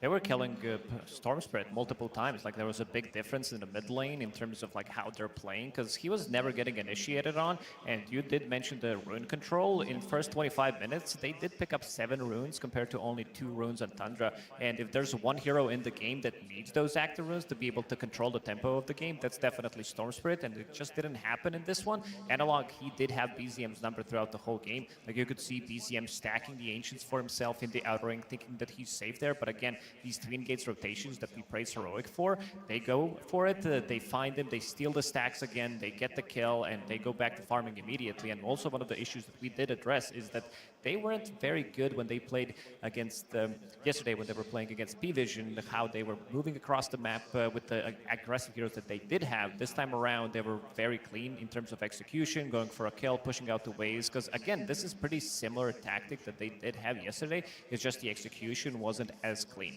Yeah, I think that's even shown in team fights, right? They were willing to bring those numbers. I think the vision game was a little bit better as well, Winter, but earlier on, you think Tundra lanes are struggling. They're still able to find farm for themselves. There's still items coming out. You know, the Tiny getting a Blink Dagger as well, but those not really eventuating too much more when the team fights do end up happening. That was kind of like, I felt like the real turning point of the game. Sure, Tundra, they were struggling initially, but when they got the dagger on Saksa, they immediately made this play. They went up top, but they started the fight on the Marcy, but they didn't really kill him instantly. It took a while before they died, but the fight kind of dragged out really long, and they got stuck in a pretty bad like echo stand eventually. So I felt like this was like the part of the game where Tundra needed to get something out of the dagger, but they couldn't really deal with the tri-core, you know, especially the Bat Rider, Earthshaker, and the Ursa together. Like, I think this is a perfect example of like why Earthshaker as a hero is so high value right now. You know, you have the threat of the big Echo, and with the Yasha and Kaya, he does enough damage to, like, with the Slugger, innate, like, to 1v5 your team, but also, with just the Fissures, like, Analog was crazy disruptive of all of the initiations that Tundra was trying to make.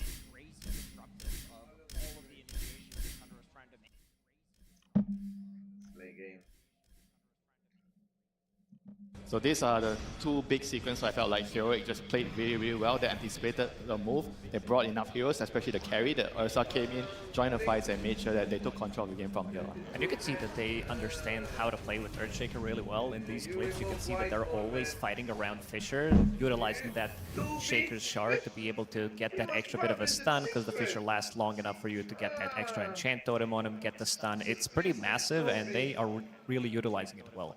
Yeah, the Marcy being so impactful, right? You see her as this position 4, and it's like, we can jump her, Jenkins. It's easy. We should be able to just at least have the numbers advantage now, especially with the Blink Dagger reveal. For this, oh no, it's bad. Especially with the Blink Dagger reveal. For this.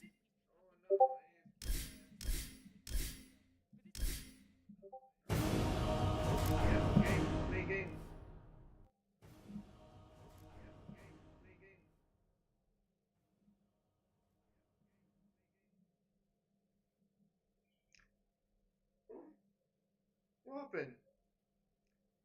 I just pressed. What happened?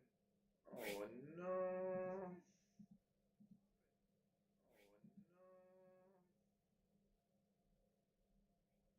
Oh, it started already.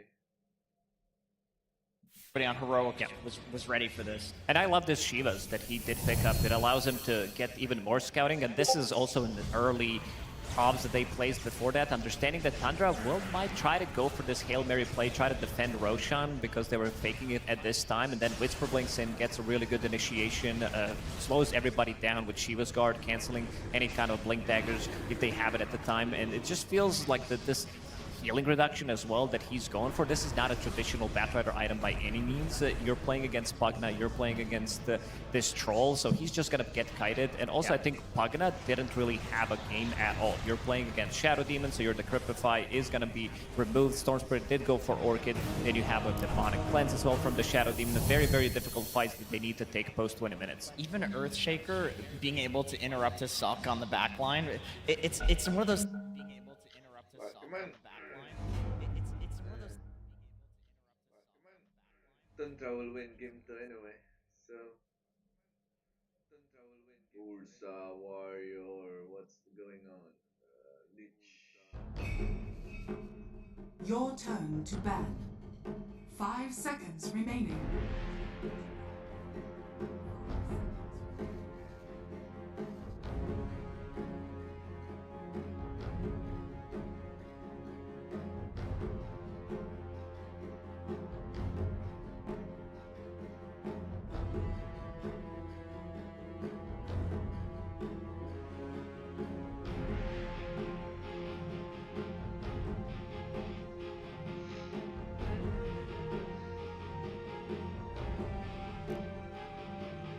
Sniper again.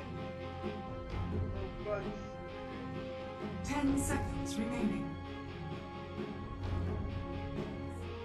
5 seconds remaining.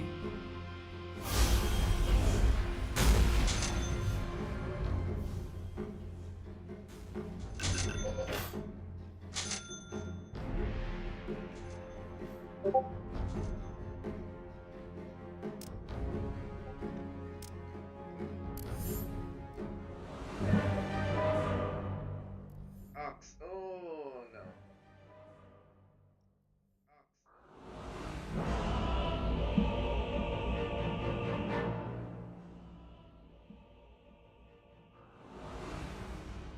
Crixeles.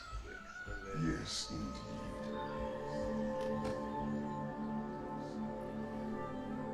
Prepare for battle.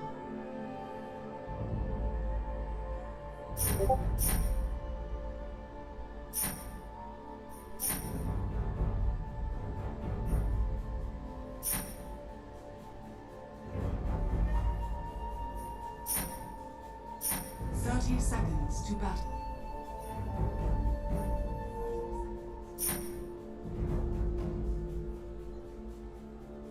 Forward.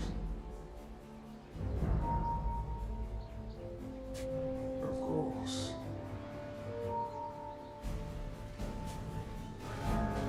Yes,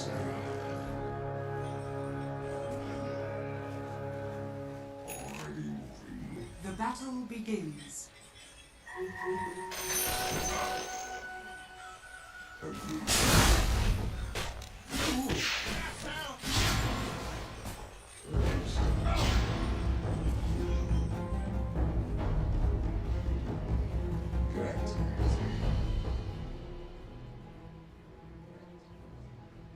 I am ready.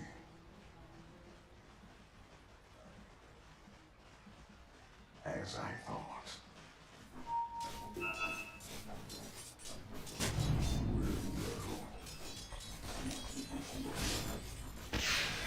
I'm under attack.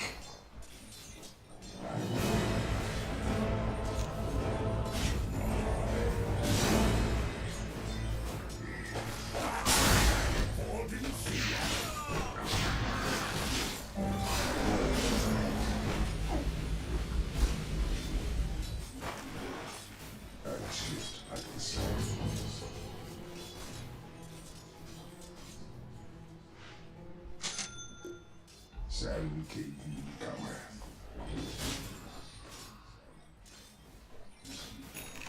Well and good.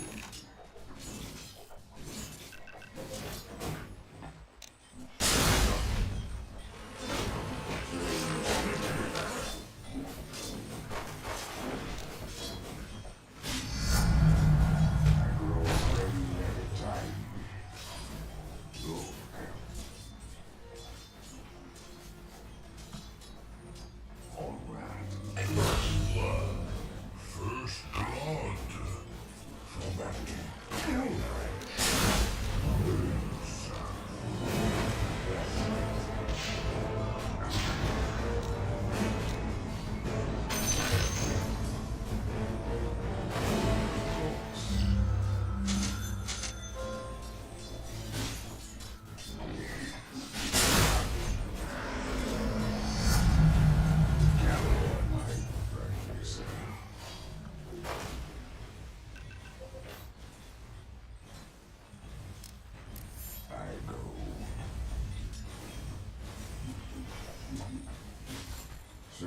say?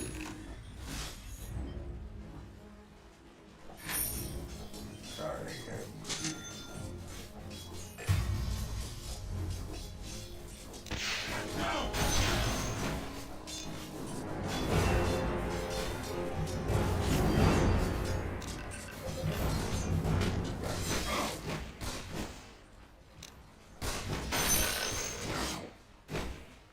As I thought.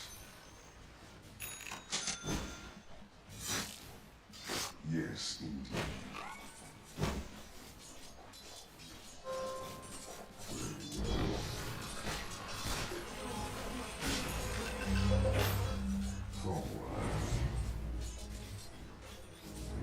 Your bottom tower is under attack.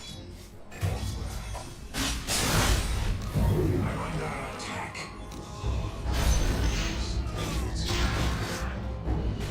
Shift the sands.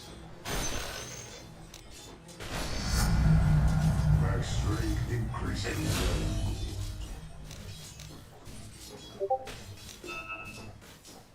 More than right. Silent King coming. Water. I'll scour your bone. That's not the likes of me. Good time.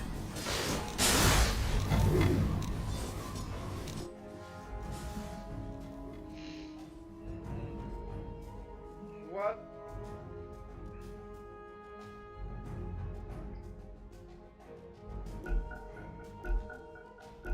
This is GG doing.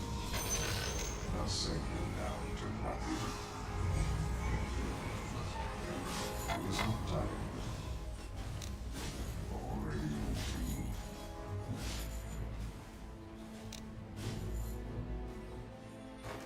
Agreed.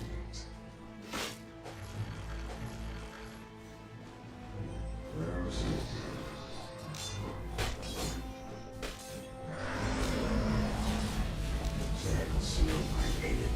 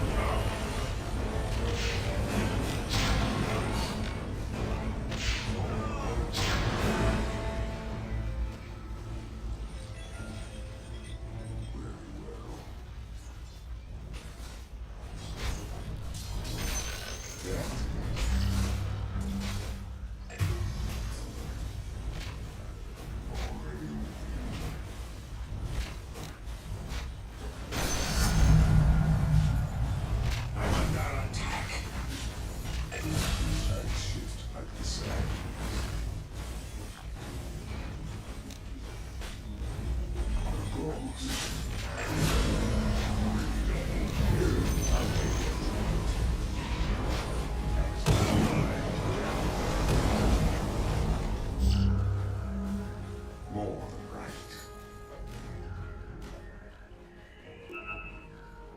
Yes, indeed. The wise will fear them. I am ready. So you say.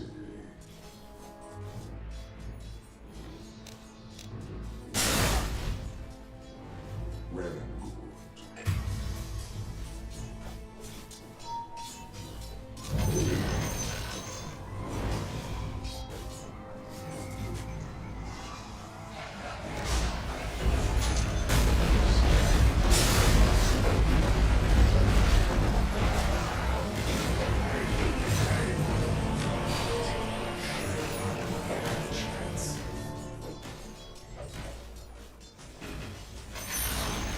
The enemy's middle tower has fallen. I see.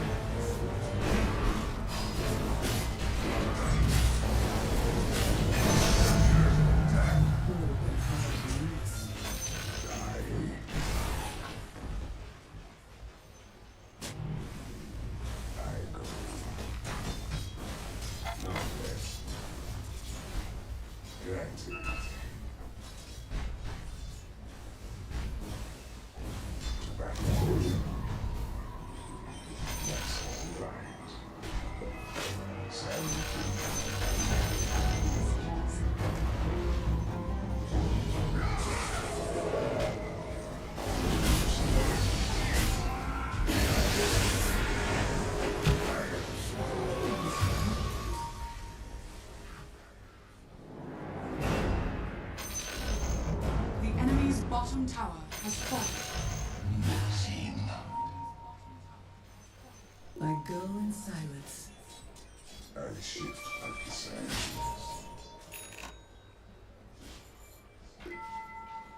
Rightly so.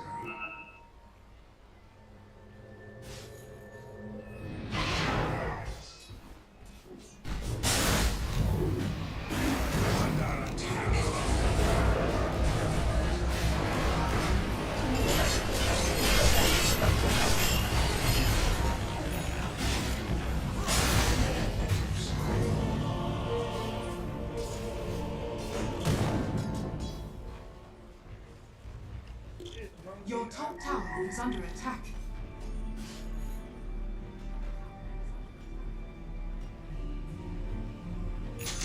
Your top tower is under attack.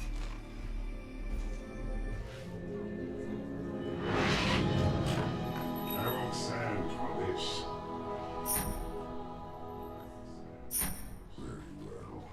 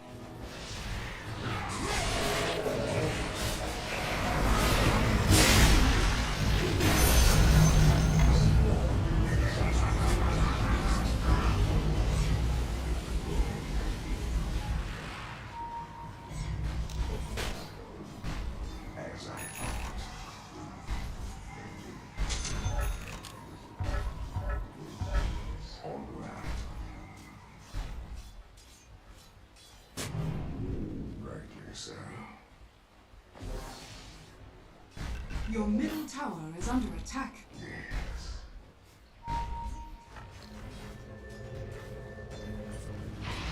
Of course. Your middle tower is under attack.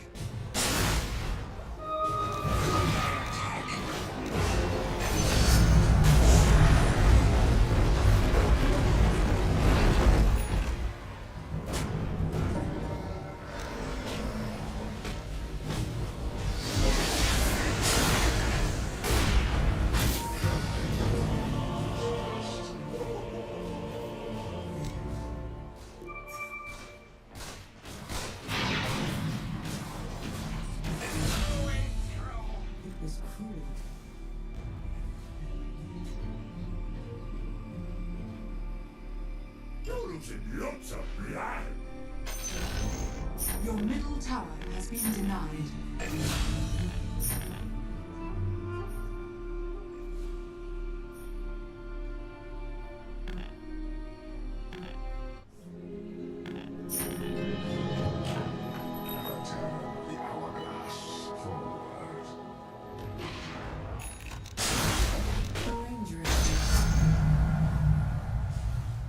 Sand King cometh. Agreed.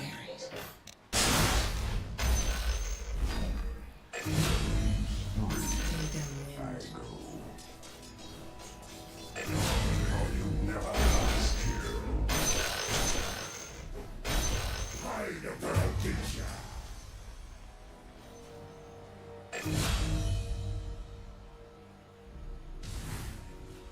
And shit.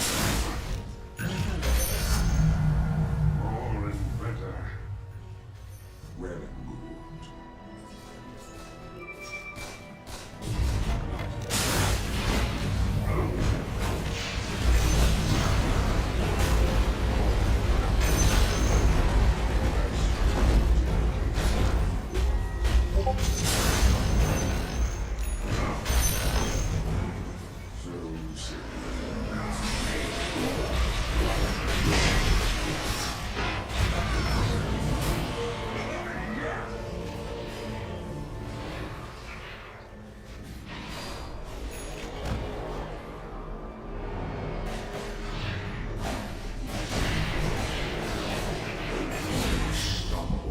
Truth is all around you.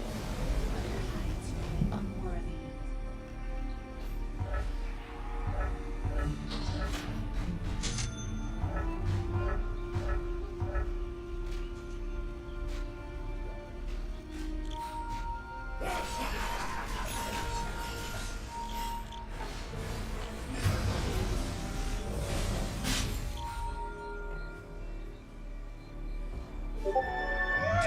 Damage.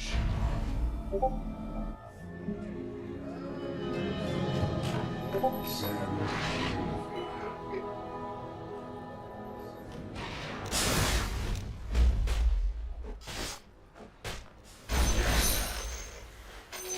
I'll take your tribute. Run if you can.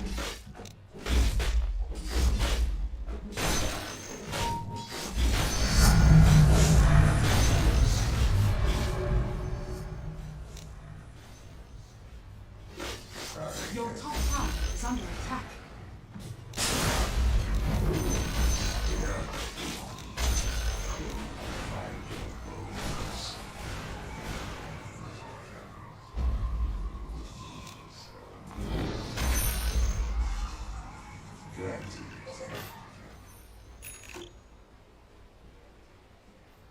Already moving. Sand King cometh.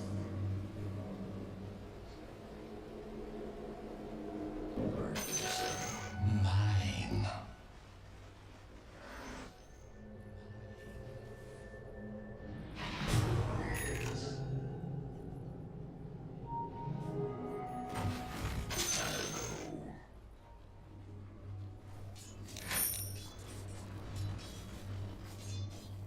As I thought.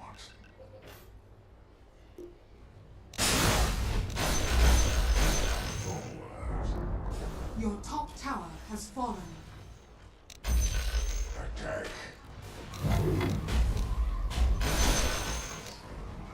More than right. I shift like the sands.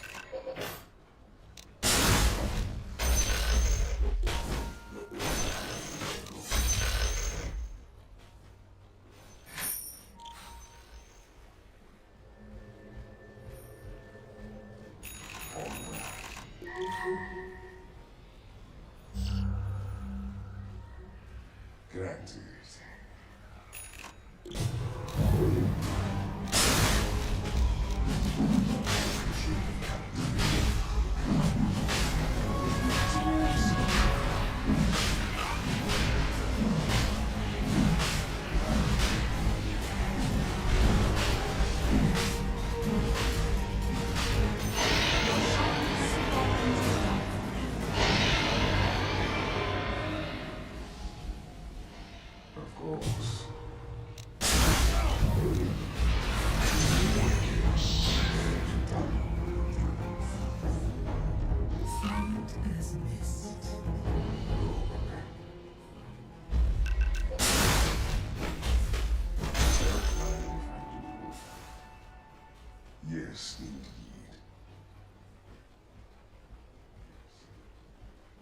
Agreed.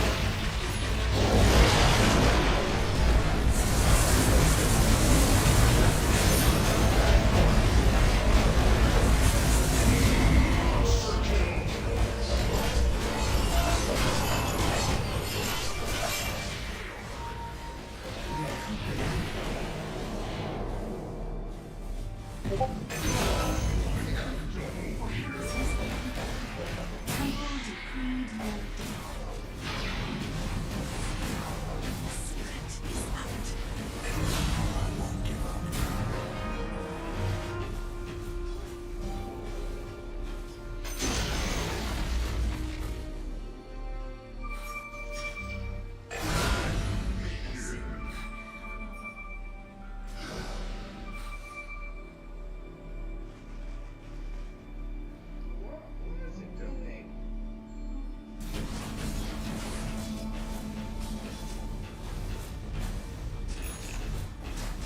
Radiant structures are fortified. Dire structures are fortified.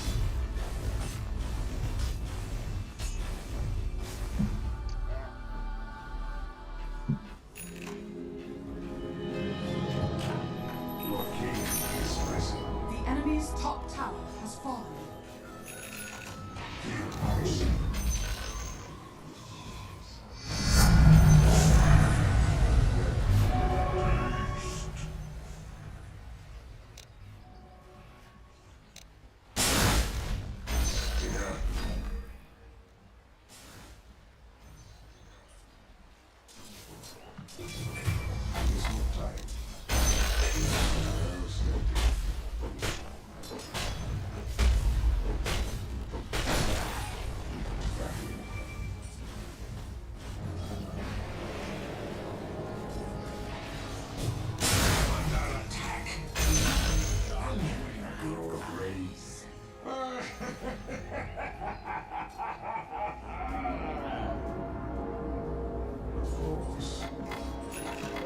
Shiva's guide.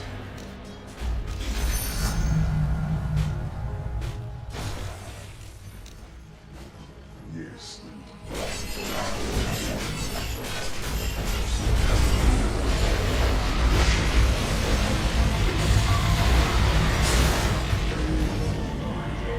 Feel the axe of axe.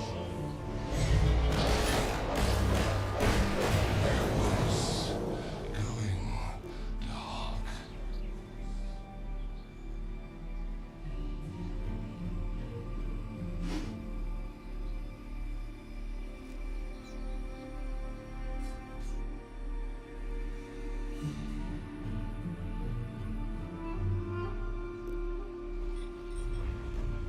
Your middle tower is under attack.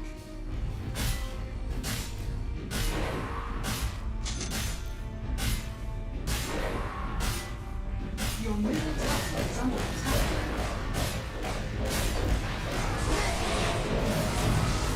Your middle tower has fallen.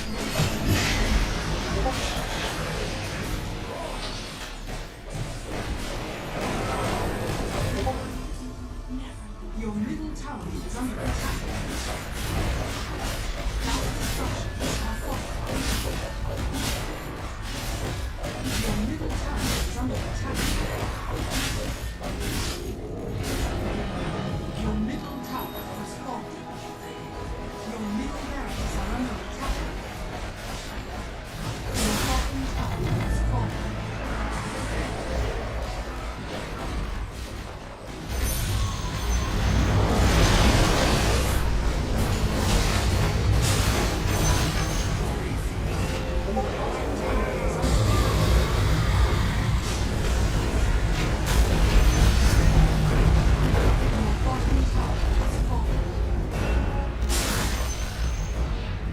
As I thought. Sand King coming. Notice.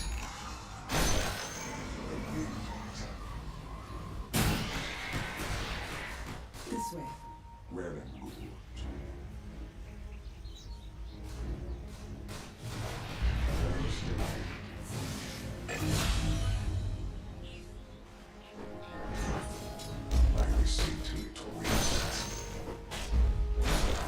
Easier than shooting creeps.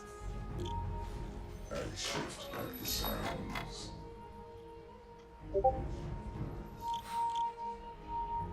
So see.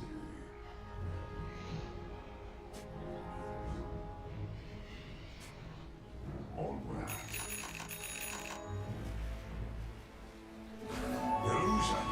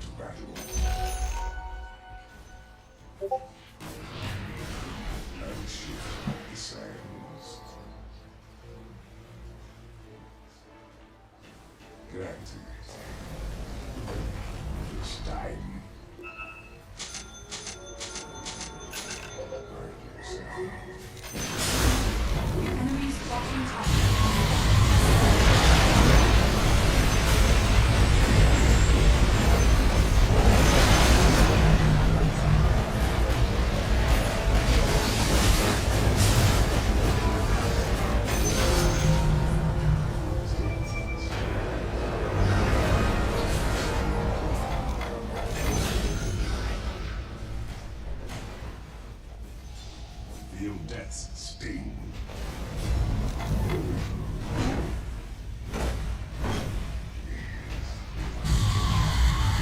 Radiant structures are fortified.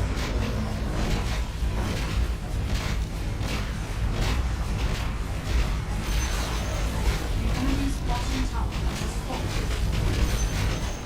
The enemy's bottom tower has fallen. Your middle tower is under attack. The enemy's middle tower has fallen.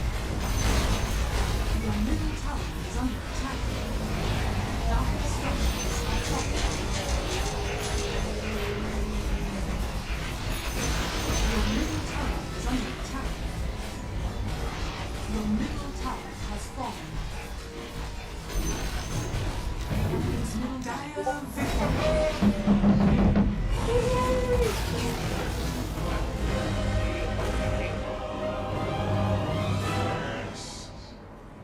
Right, let's watch the game.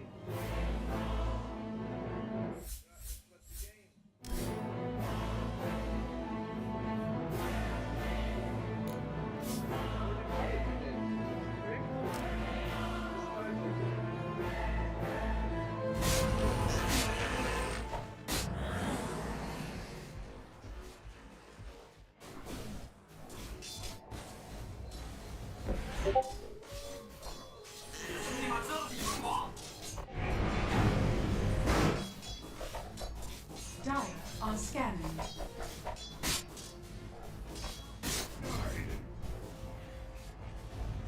Radiant structures are fortified.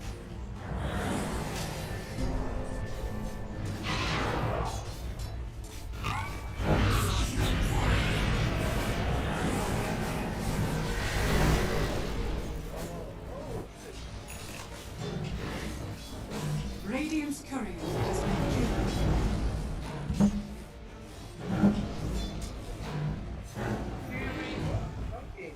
Dire's bottom tower is under attack. Dire's structures are fortified. Radiant are scanning.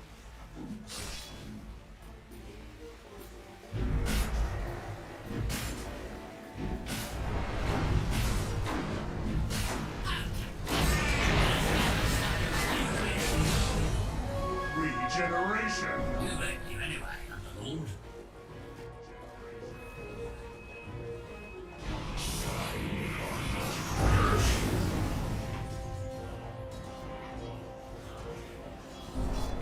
Radiant's bottom tower is under attack.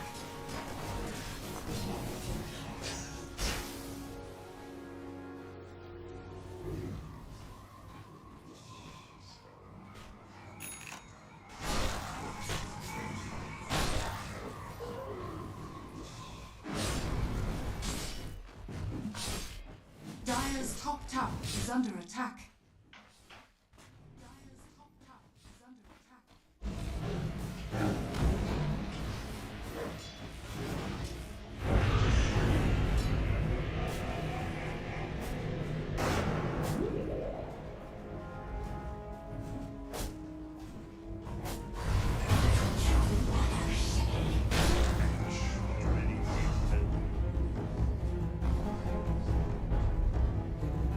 Dire's bottom tower is under attack.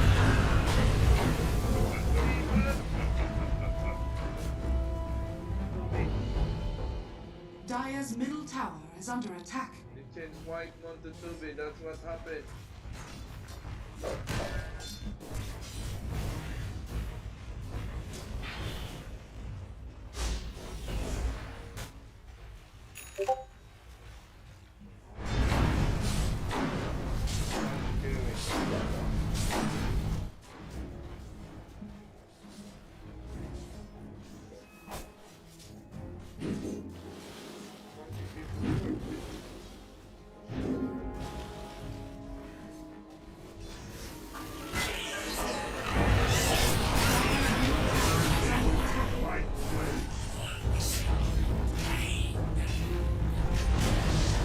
Dire's middle tower has fallen. Dire's top tower is under attack. Hook, bala hook.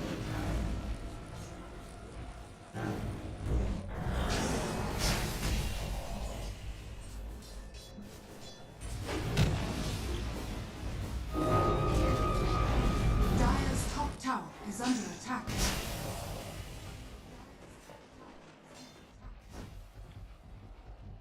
Dire are scanning.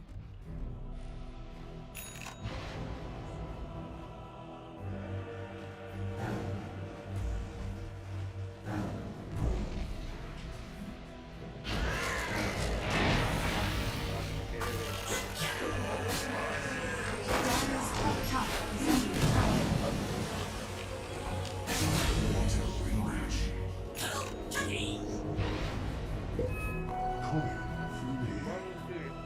Dire's top tower is under attack. That's what you call hook, that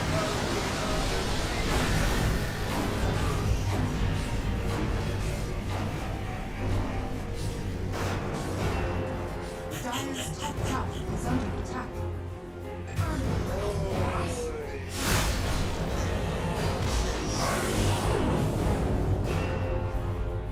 Dire's top tower is under attack. Dire's top tower is falling.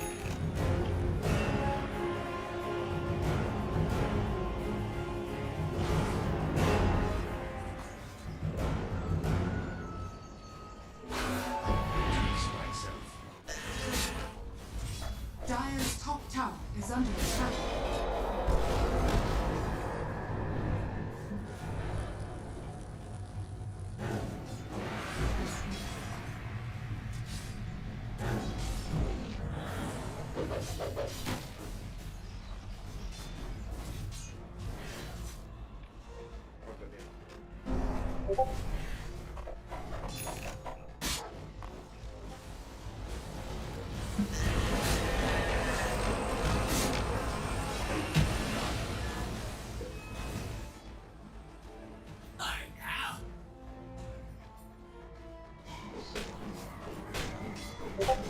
Hook that monkey on the tree.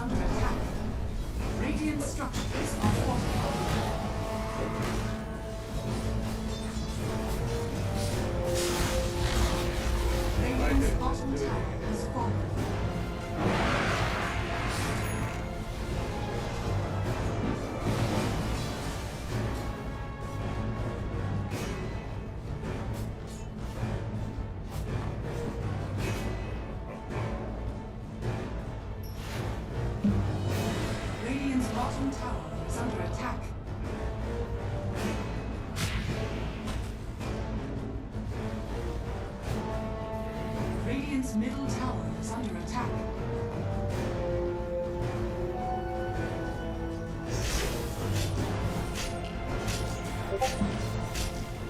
Dire are scared.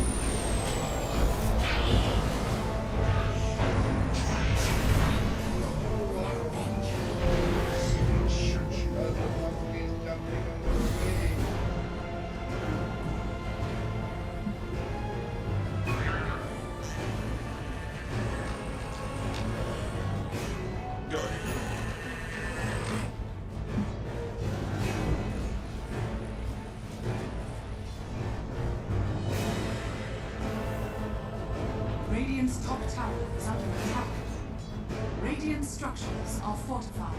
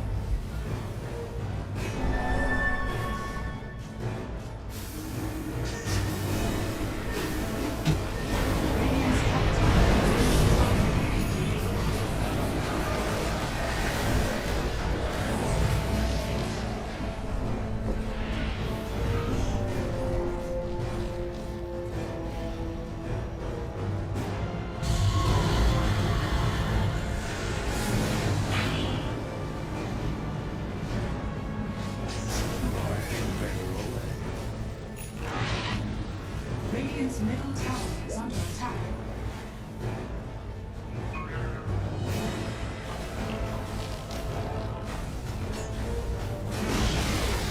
Radiant's middle tower has fallen.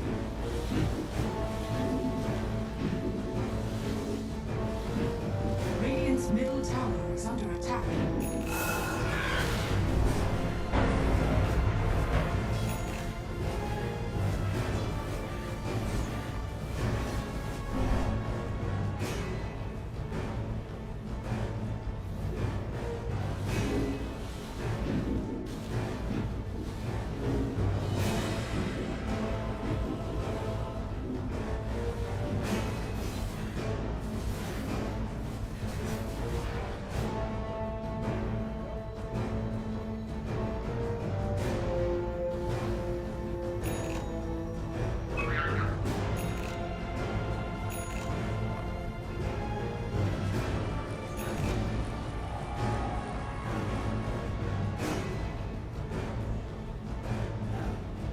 Radiant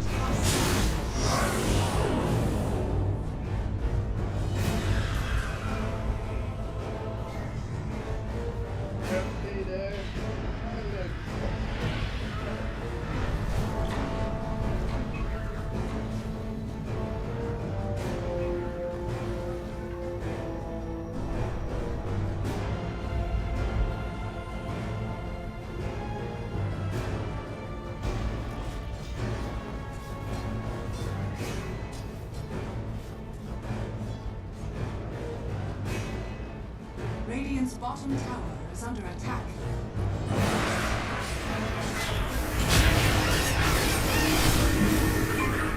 Radiant's top tower is under attack.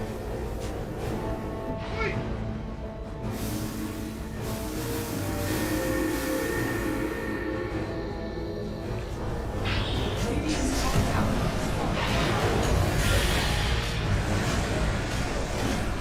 Radiant's bottom tower is under attack.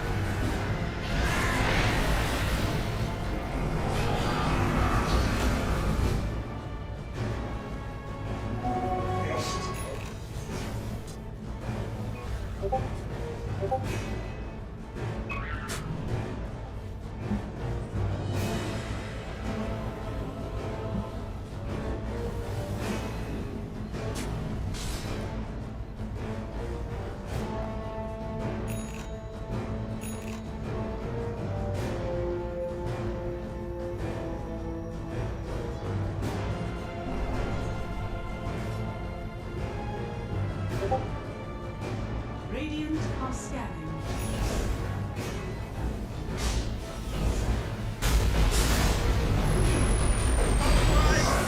Oh, what a save!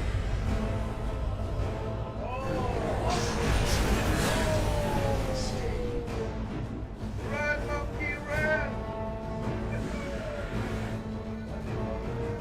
Well, they could have been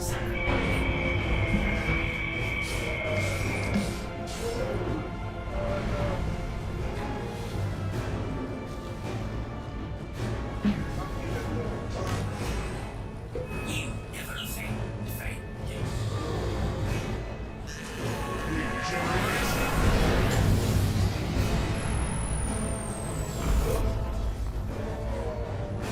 On for crying out loud. This is the PvP. Radiant's top tower is under attack. Radiant structures are fortified.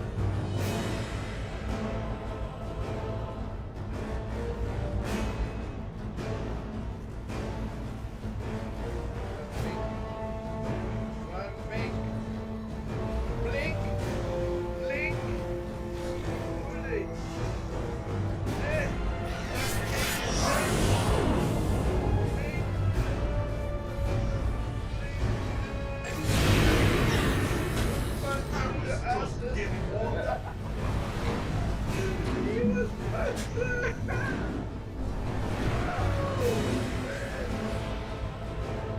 was destroyed.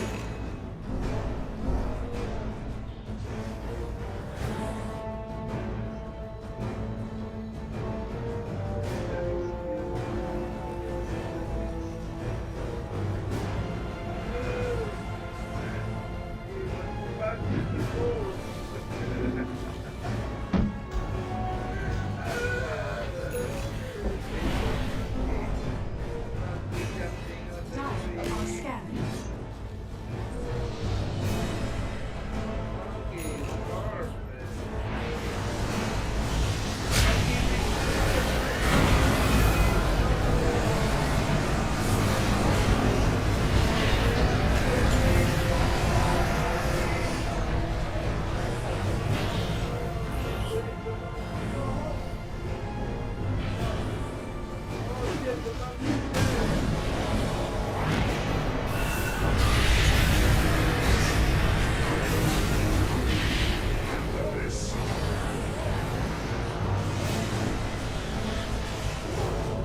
Dire's top tower is under attack.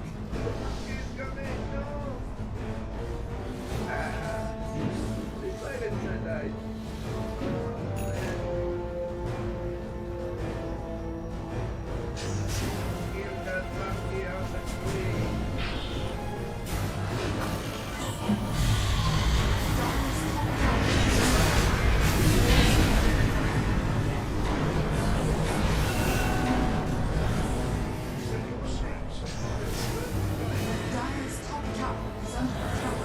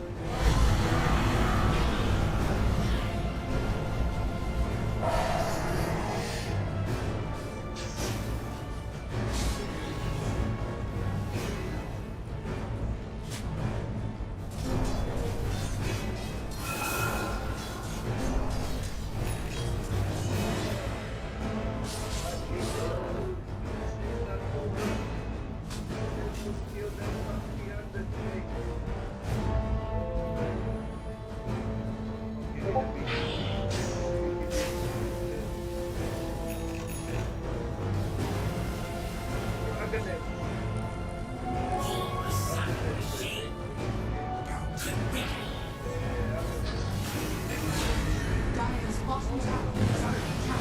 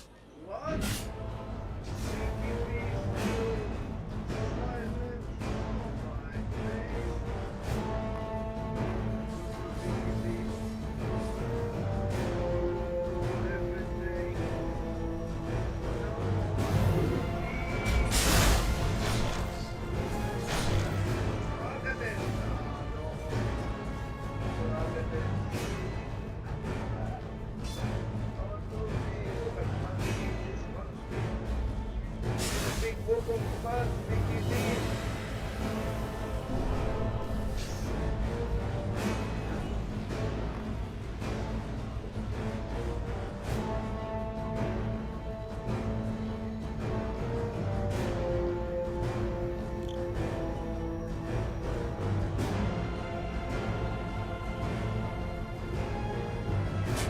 It's a push, man.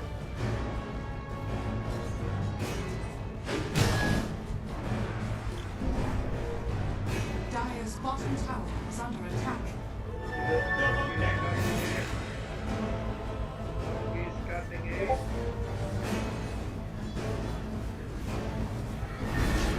Dire's bottom tower has fallen.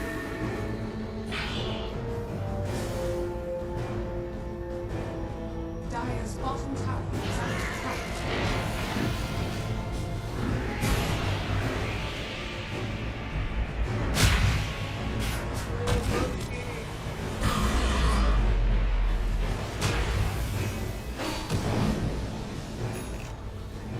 Dire's middle tower is under attack.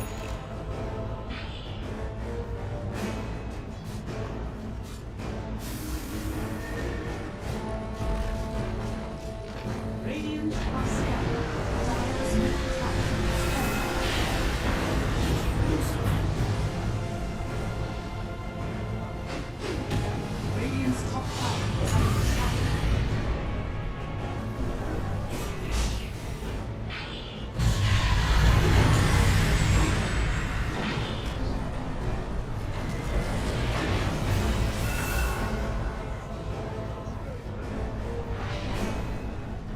Fuck out, boys. What's he doing? You're doing giving a nothing. Oh, no. Gonna go for a ticket for a carry. What's the damage? Now are scattered. The damage.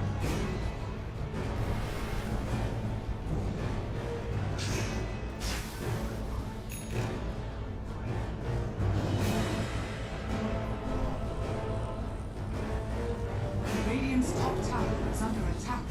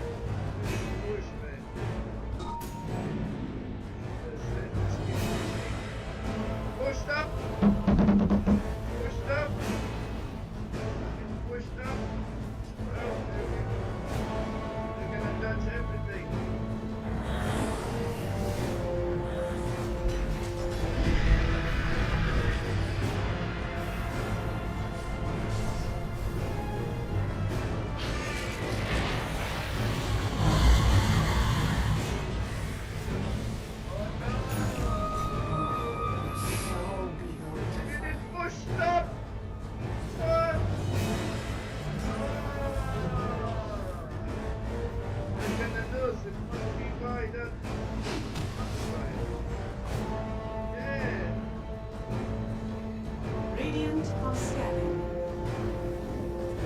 He got more damage than anyone.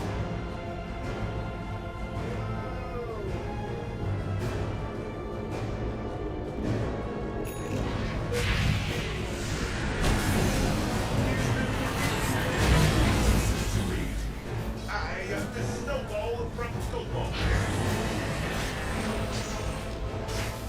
Push! Push!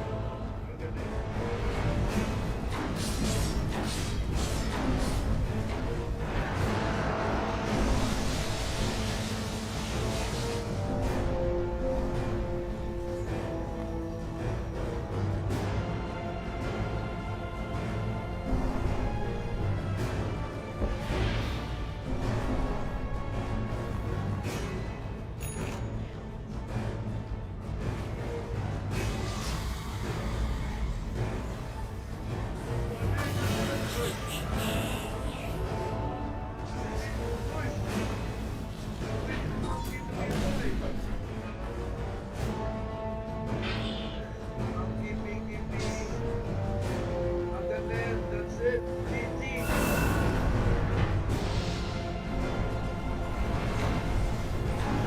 We're gonna lose pushing in this game.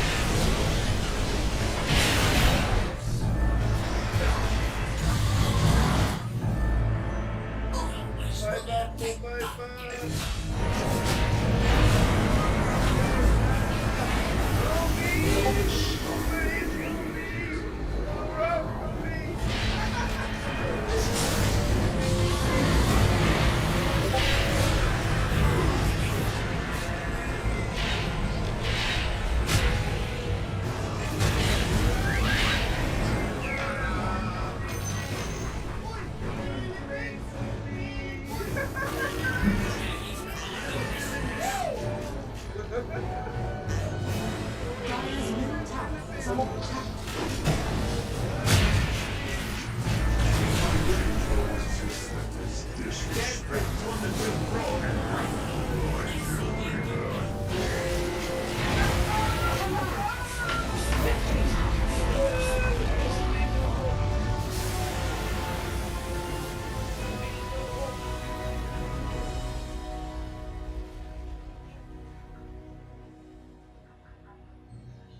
Both games styling, making crazy moves in comparison. But yeah, what a game overall. Heroic came in with a plan. Their first big punch, they flex it, they switch things around. Yeah. They get Whisper on this Phoenix, and my God, if this guy gets Phoenix or bad in some of these games, it is very terrifying. Yeah, tough end of the road here for Tundra. Not quite able to do it. Yeah, tough end of the road here for Tundra. Not quite able to do it.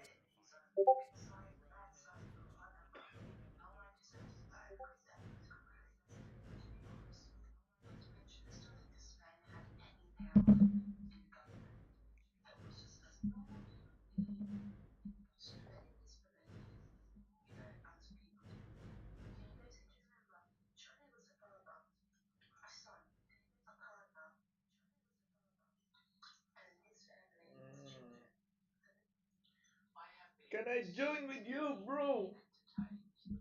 Yes, bro. That is is not Heroic. Heroic is just relentless. They're looking for plays, looking for fights, playing on every timing. And yeah, this was a very fun series in particular for the side of Heroic. And especially to come back after what was a pretty rough game 2 yesterday, right? Yes. They were getting kind of outplayed on kind of all fronts in that second game. And then to come in today, and Analog in particular, he stepped it up massively. A beautiful 2 games from him. And to come in with something like this Brood, again, you got to remember, came in as the 3rd pick and still had an incredible impact with this mid Brood. Well, there we go, ladies and gentlemen. Heroic moving on 2-0. They knocked Tundra out. I'm here with Analog from Heroic, who has just secured top 6 at TI, and by the way, the first Brazilians to ever do so. How does that feel? Feels very good to be here. It's like a dream for all of us. And much love for everyone supporting us in home here. It's so nice to represent this South America. Let's go.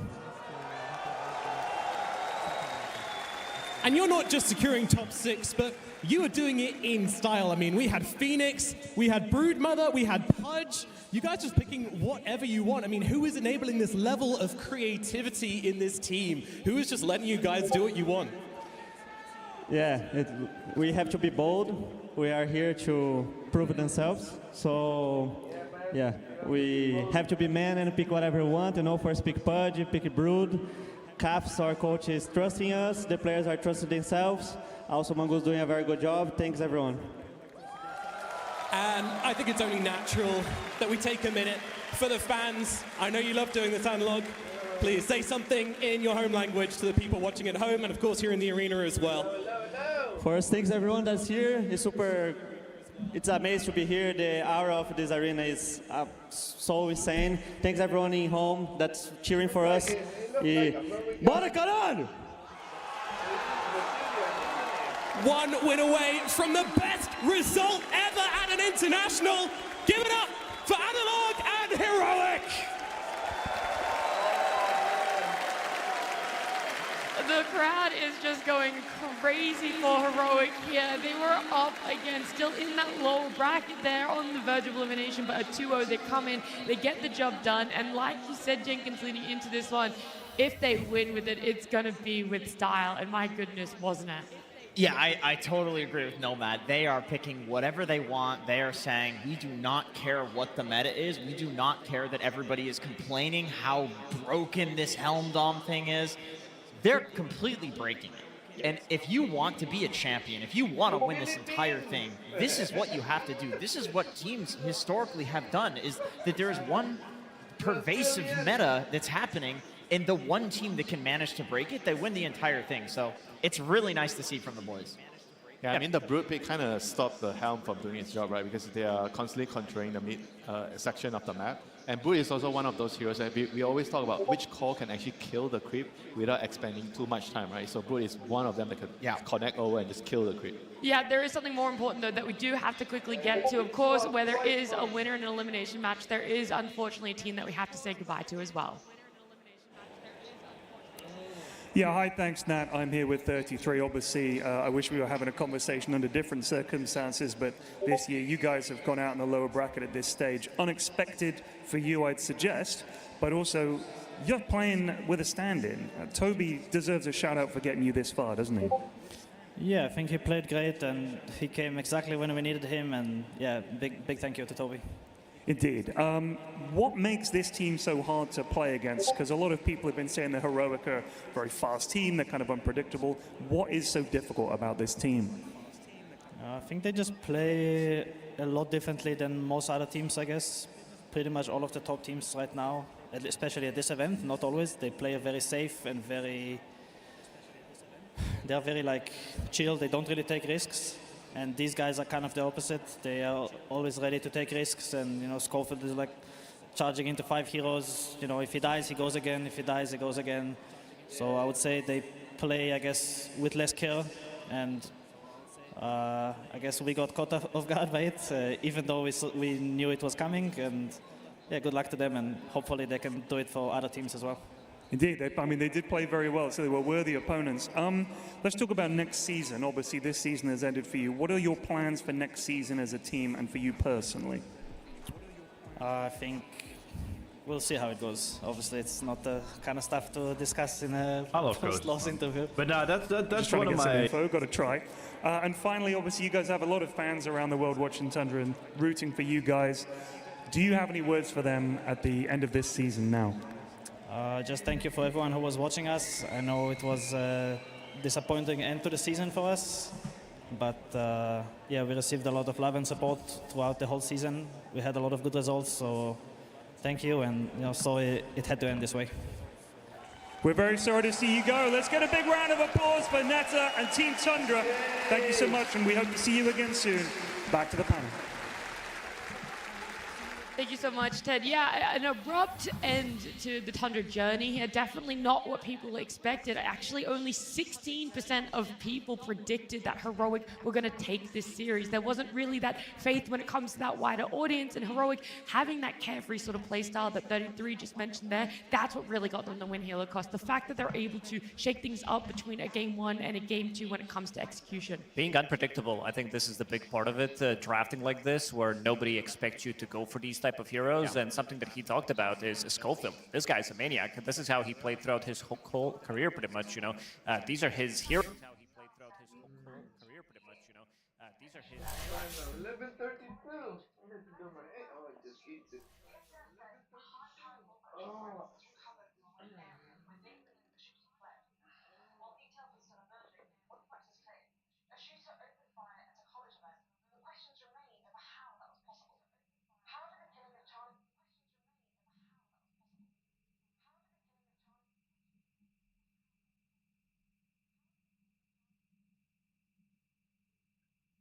No. No smile. Huh?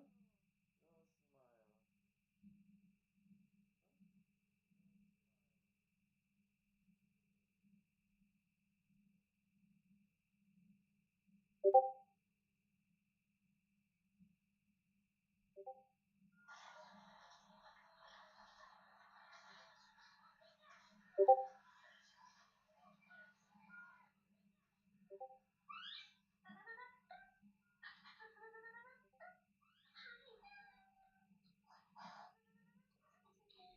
'Now let's play games. Stop with Type this of Dota that they want to play. They want to be very chaotic. Then 9 minutes in, they're going to be doing the same thing, going to the twin gates, pairing up.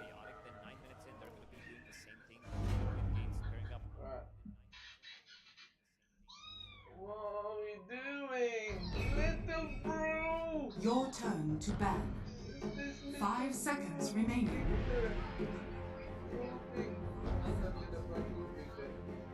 Oh no! I missed that.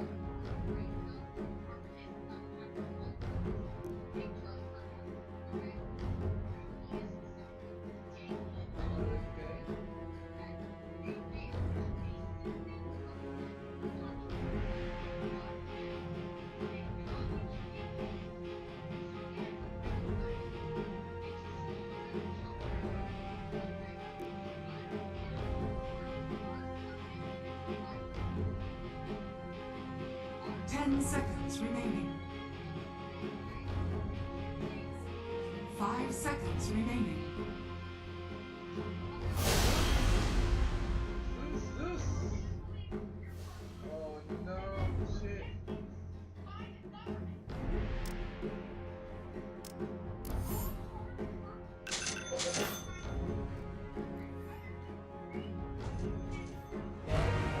Big! Oh no!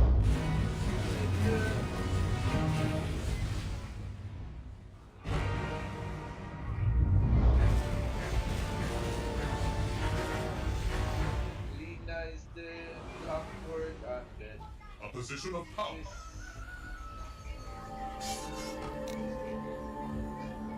It goes without saying. This one is in the bag.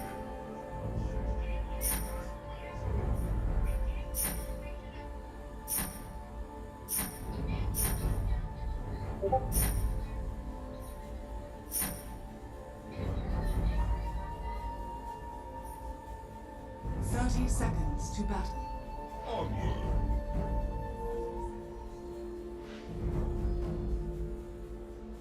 Your prayer answered. Sound advice. I obey it.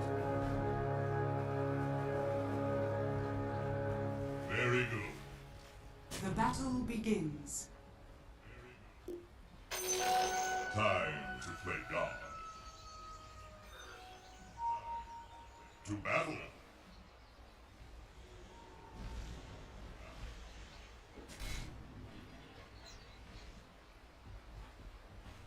Yes.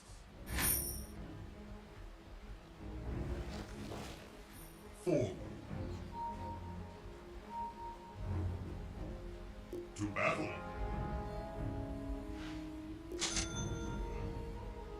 Yes. Move faster. A position of power. Forward. Sound.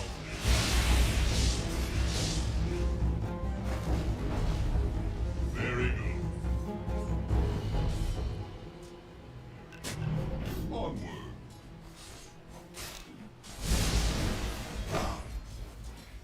Your prayer answered. Beware.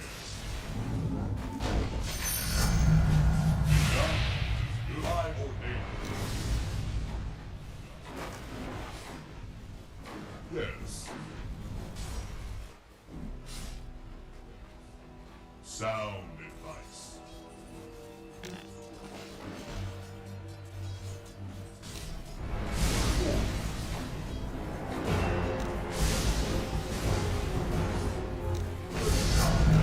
I'm under attack. Heaven help. Your prayer answered.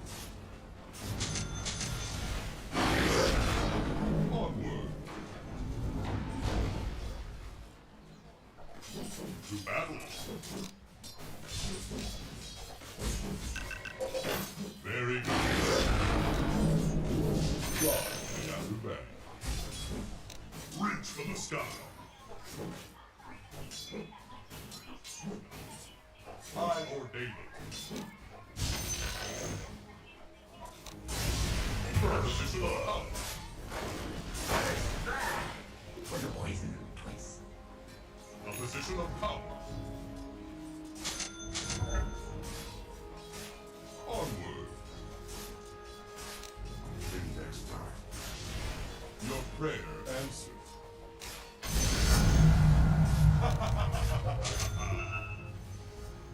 To battle.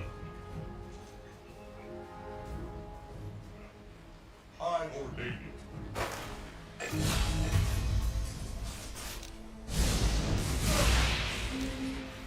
Forward. Sound advice. Very good.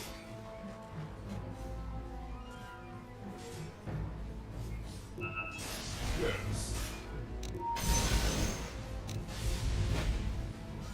To battle.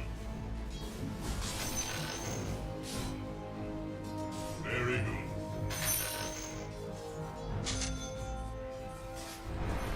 Sound advice. A goodbye in future. A position of power. Forward. Radiant structures are fortified. Onward.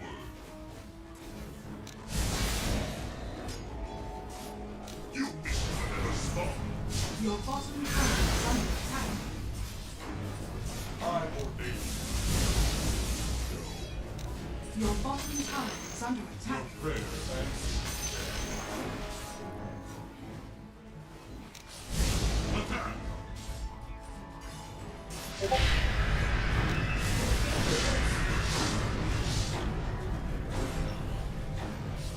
Very good. To battle.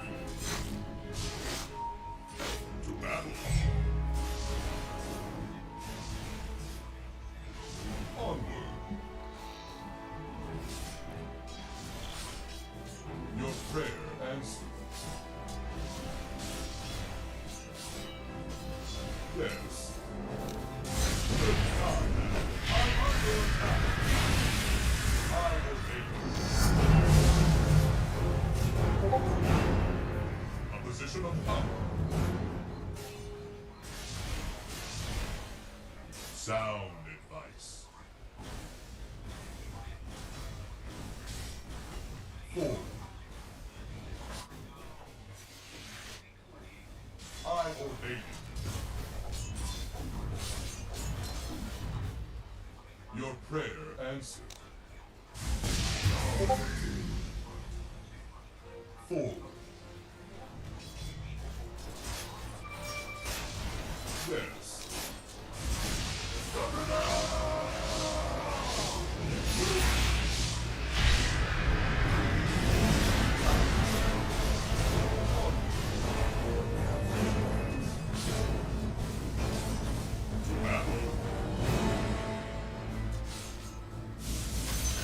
Very good.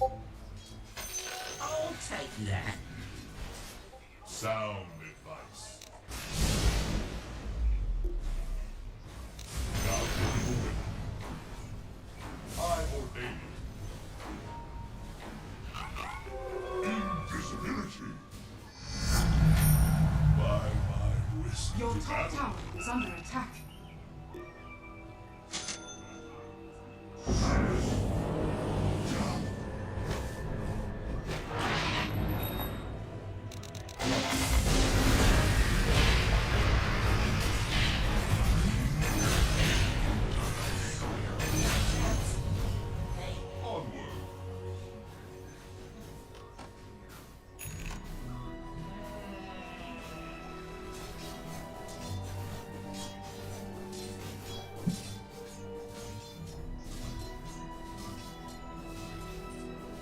Your top tower is under attack.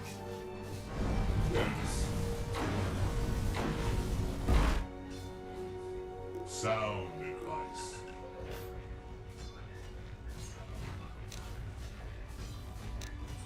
Position of power. It's not time yet. Prayer answered.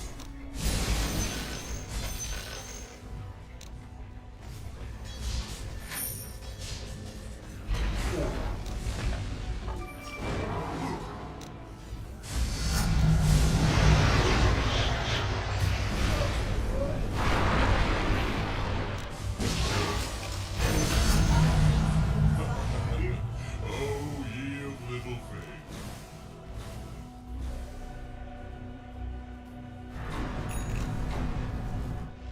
Onward. Yes. Very good. Forward. Your prayer answered. To battle. Sound advice. Tower is under attack. Silence is broken. Battle. Your top tower is under attack. Sound advice. Your top tower has fallen.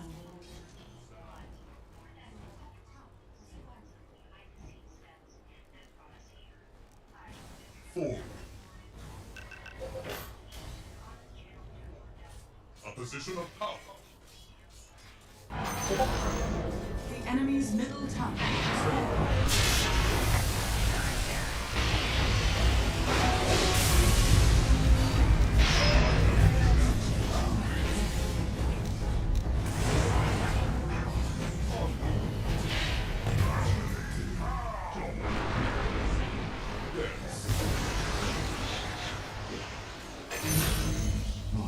Very good.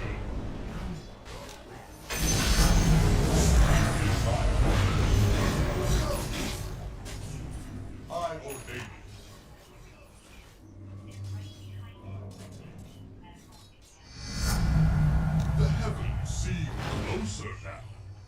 God giveth you beatings. A position of power. I ordain it.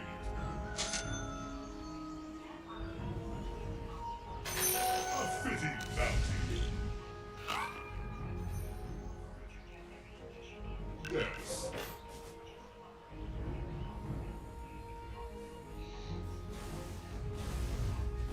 Your bottom tower is under attack.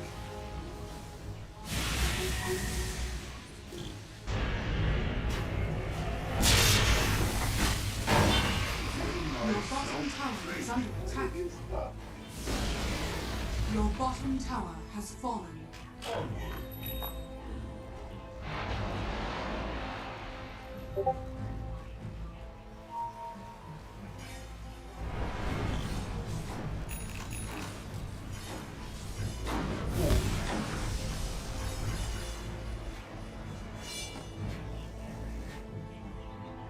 Your bottom tower is under attack.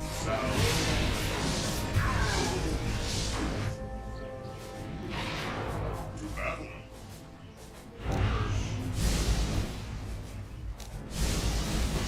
I'm up with it. Very good.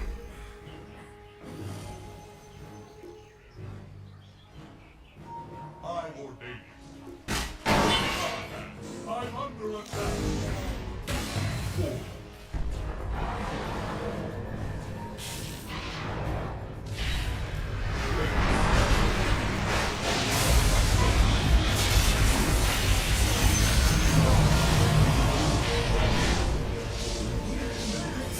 Your top tower is under attack. Radiant structures are fortified. Your top tower is under attack.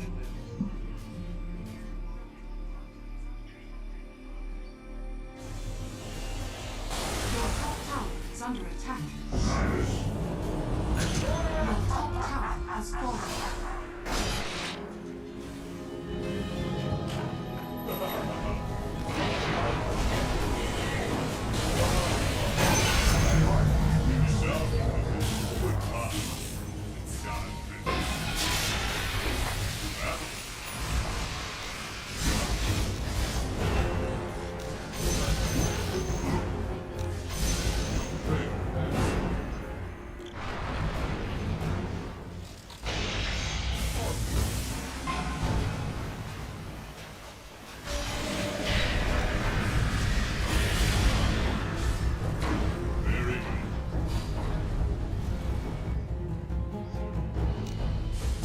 Position of power.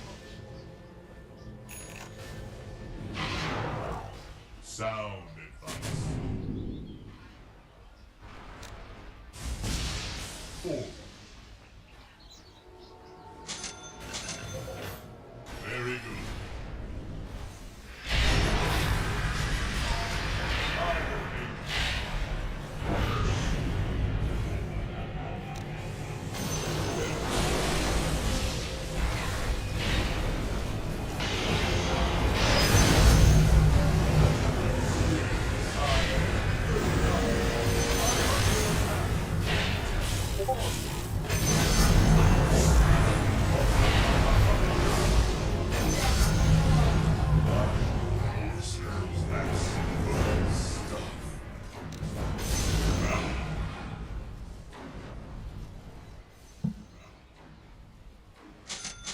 Your prayer and what have we here?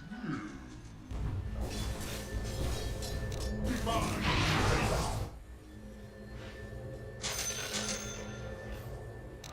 By my whiskers.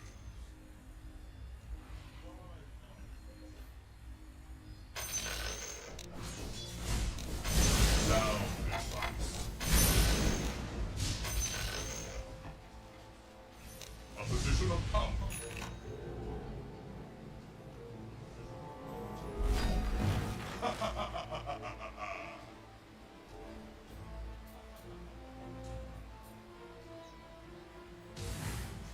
Yes.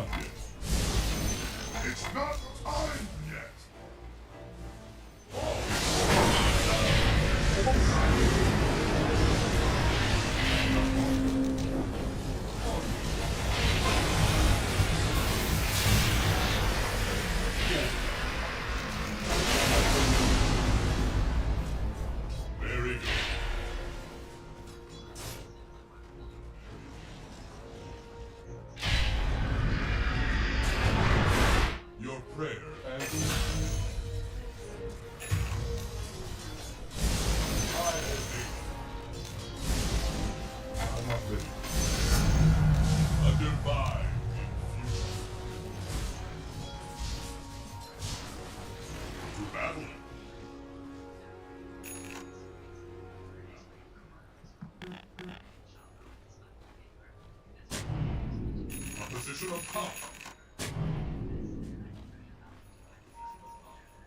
Your prayer answered.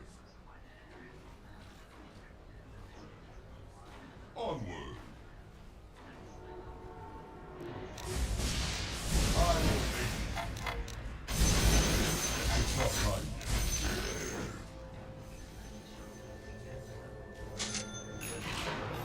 yet. Yes. To battle.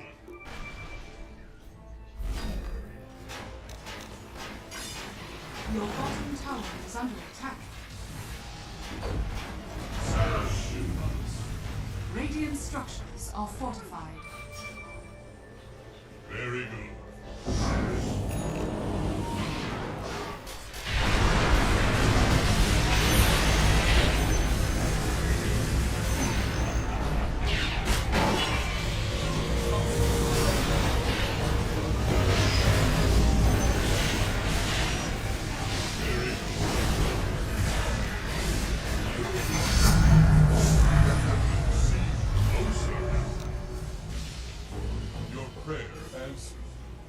Your bottom tower is under attack.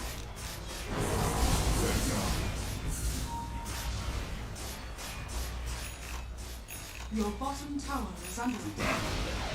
Your bottom tower has fallen. Forward.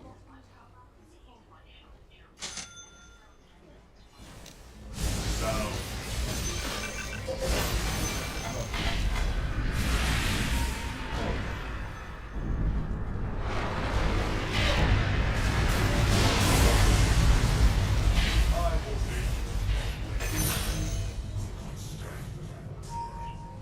Position of power.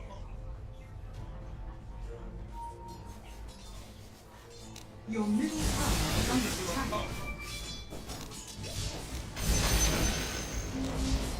Your middle tower has fallen.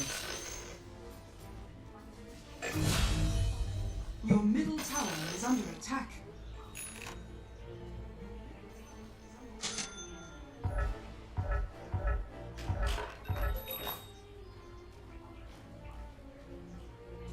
Very good.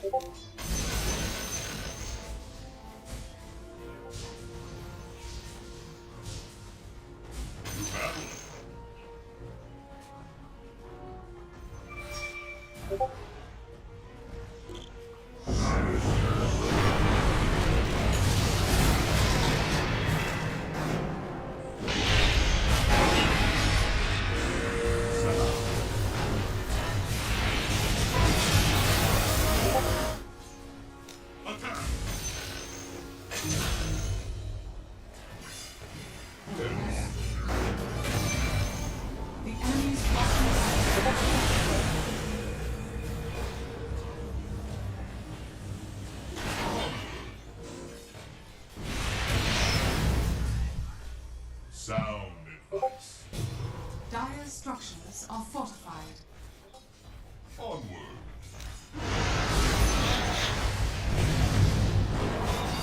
Position of power.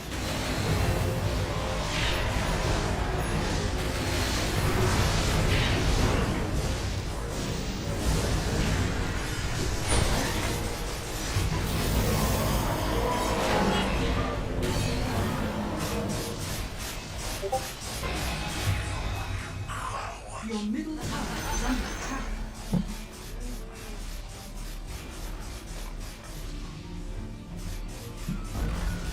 Your middle tower is under attack.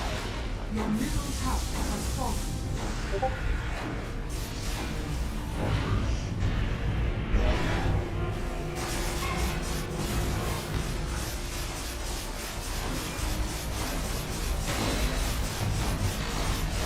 Your middle tower has fallen. Your middle tower has fallen. Your middle tower has fallen.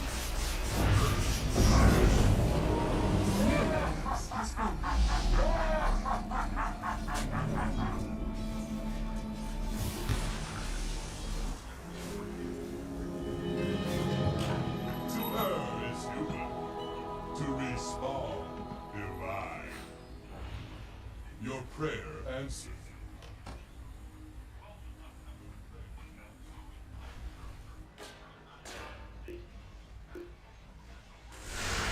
Yes. Very good. By my listeners, that's good stuff. 4.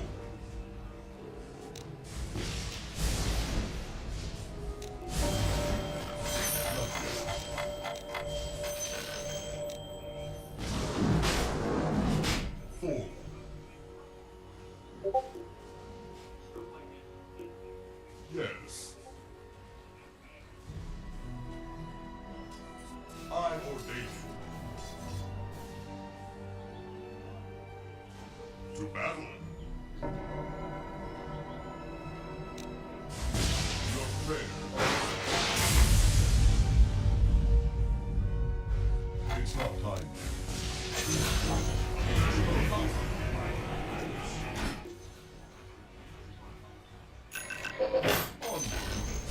The enemy's top tower has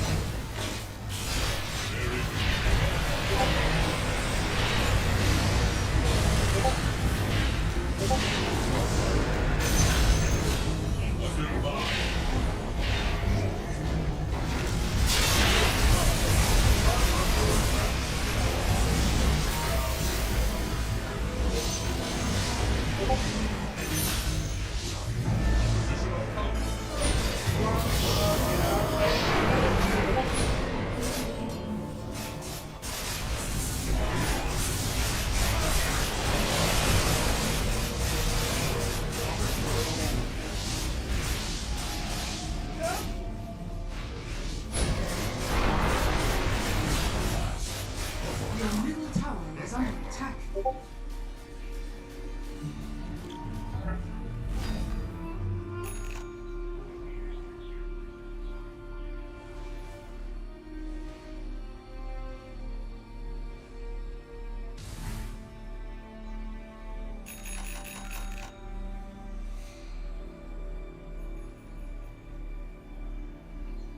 Come on!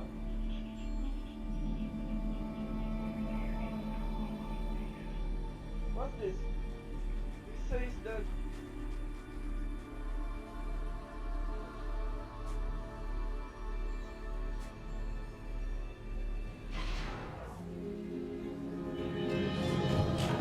A new age dawns. Your shaman has fallen into the 4. Very good. Battle. Coin for me.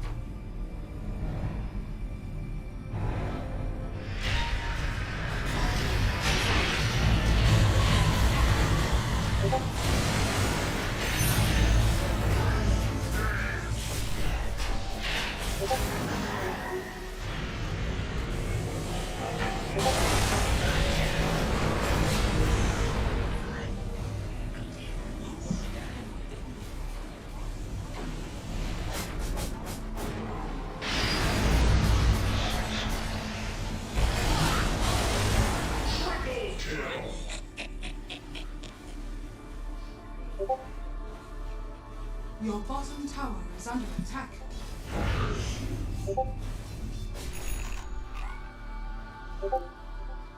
silence it!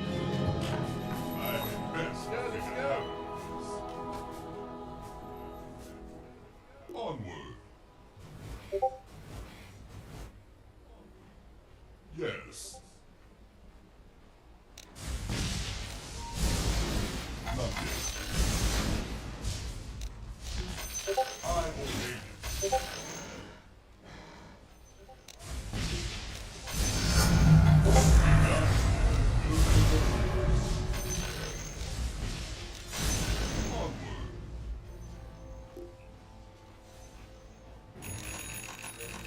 Sound advice. I'm not ready. Divine.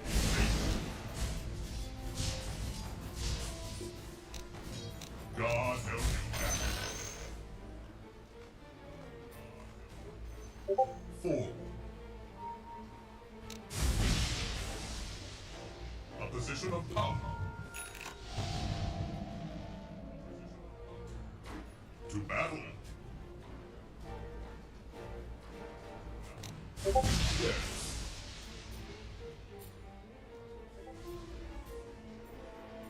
I ordain it.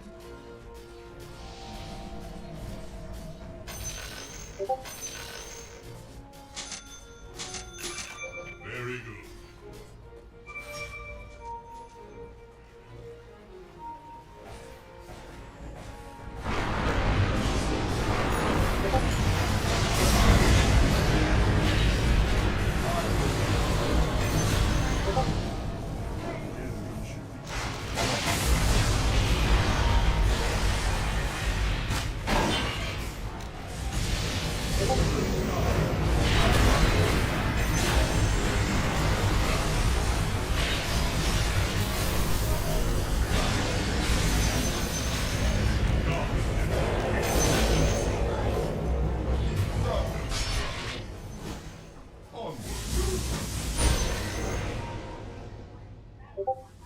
Your prayer answered. Sound advice.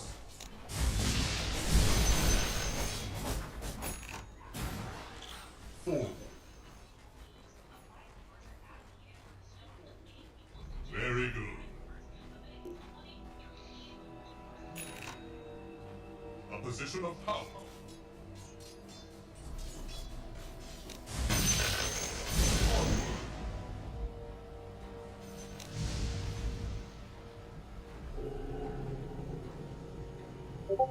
I ordain it.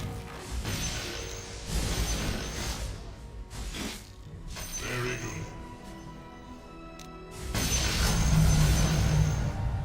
Yes.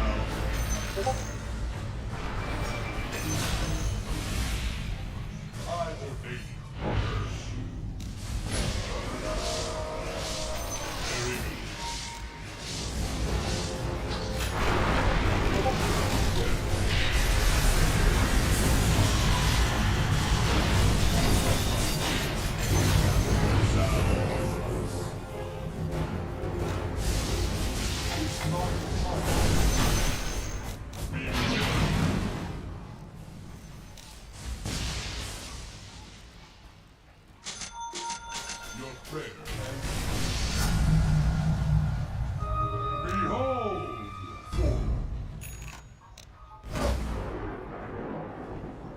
To battle.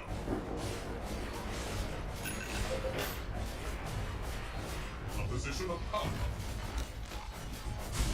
Dire structures are fortified. Heaven help you.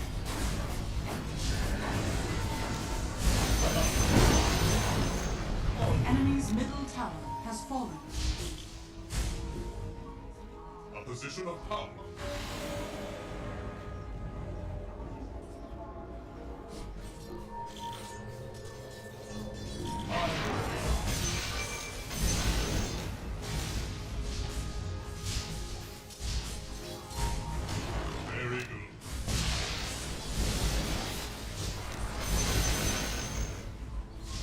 Sound advice.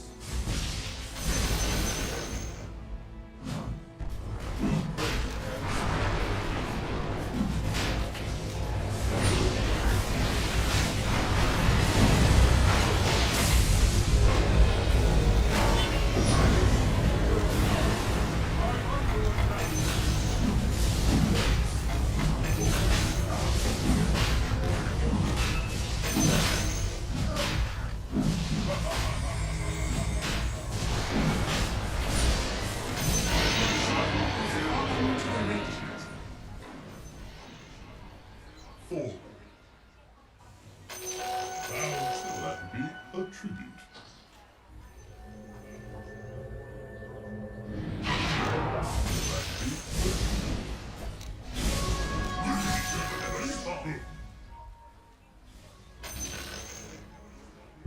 Sound advice. Just you wait.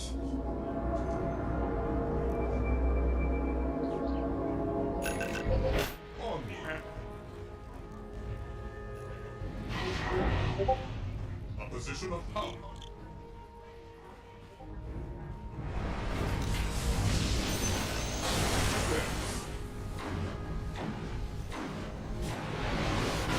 Diamond structures are fortified.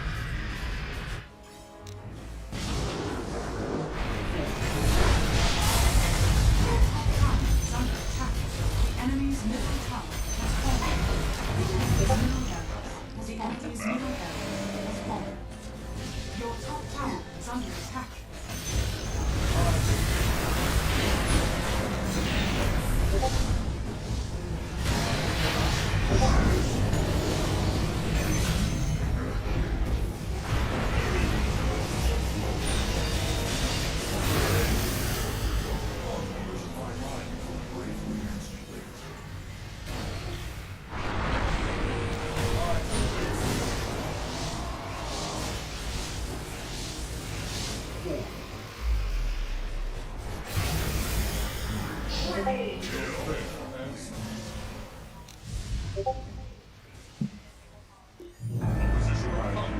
Will run red.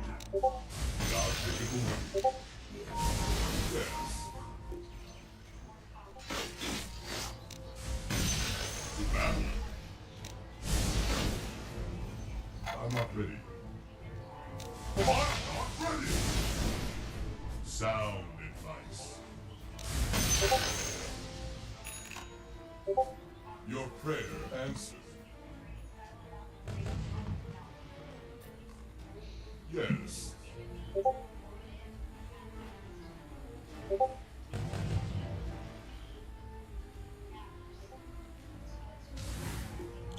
Forward.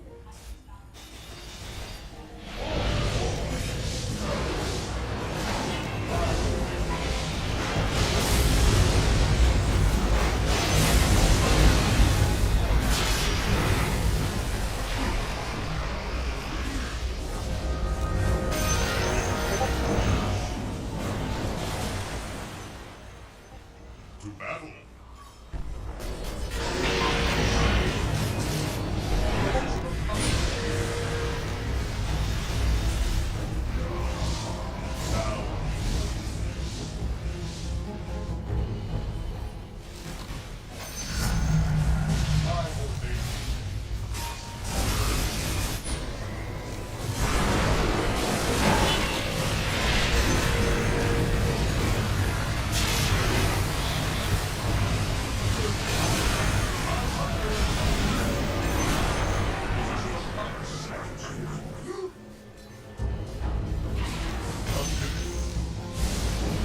God giveth you being.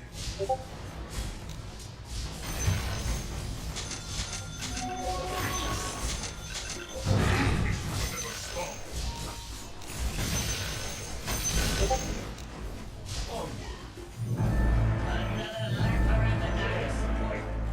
Sound advice. Your prayer answered. To battle. Forward.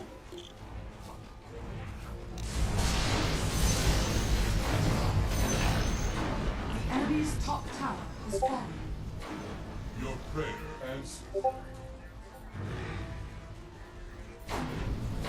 To battle.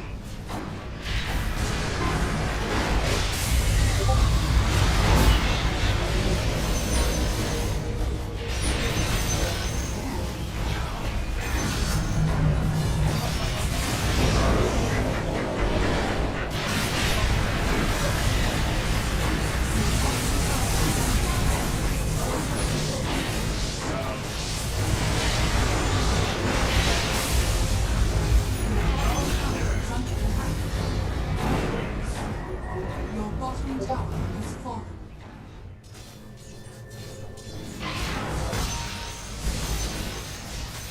Beware.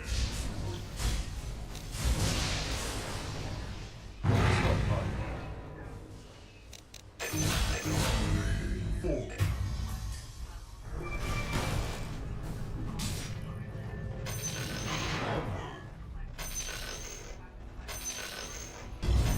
Dire structures are falling.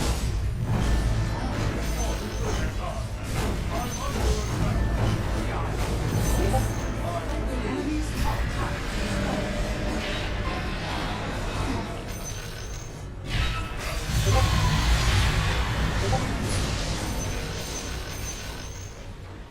Four. Very good.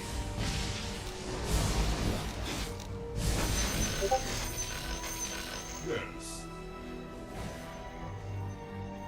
I'm not ready.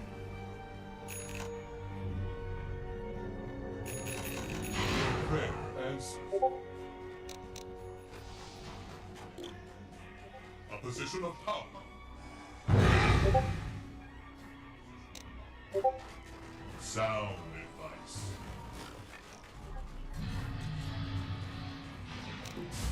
To battle.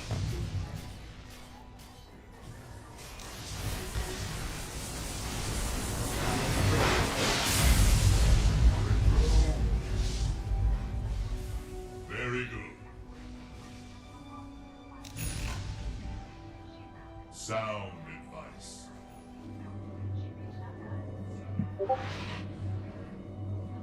A position of power. Wait for it. Four. Yes. I ordain it. God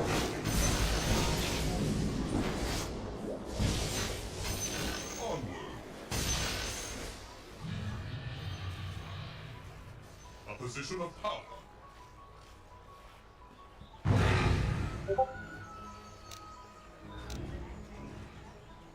Sound advice. I deserve this. I could do with more of that. Yes.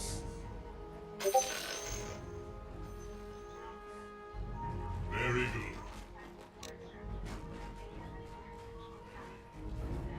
Your prayer and Your bottom barracks are under attack.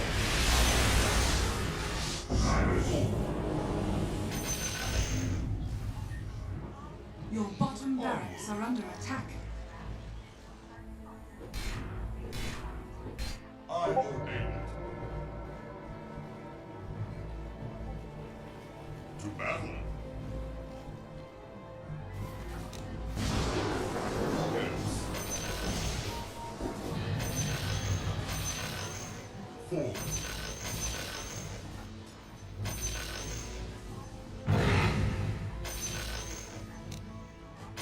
Your shrine has fallen to the radiant. Immortality.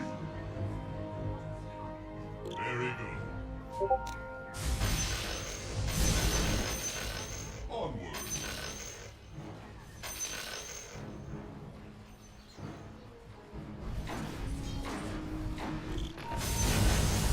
The enemy's bottom tower has fallen. To battle.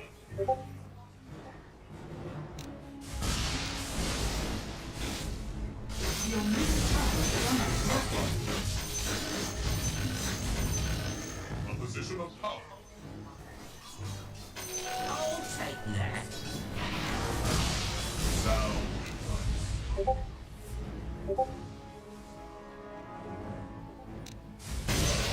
For God. I ordain it.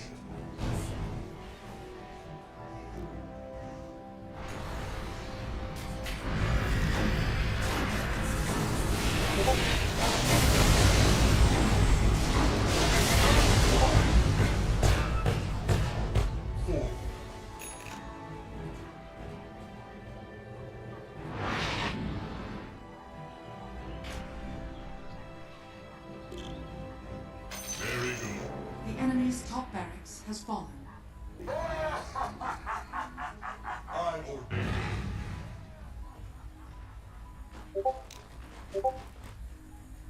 To battle. A position of power. Sound advice. Yes.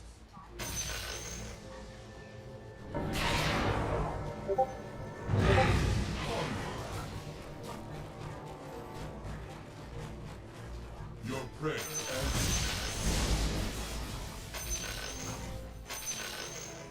Yes. I ordain it.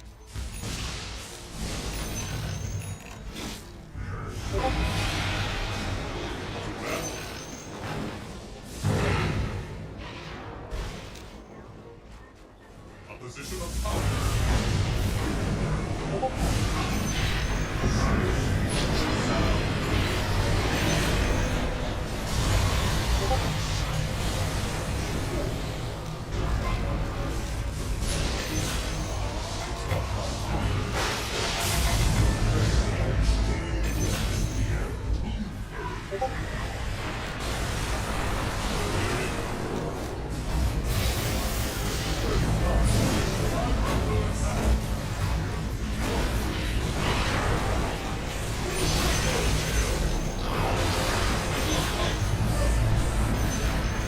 The enemy's bottom tower has fallen.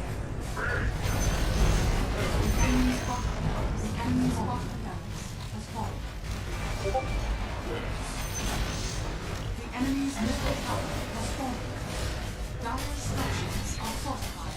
Reach for the sky. The enemy's middle tower has fallen. Radiant victory.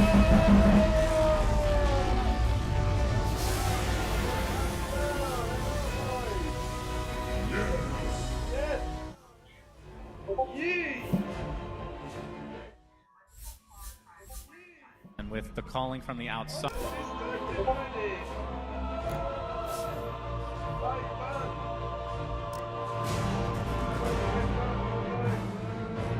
Remember, they have Lycan and they have these two helms. And the GH Nightmare is going to force Planet out, though, and they're just going to walk away, it seems.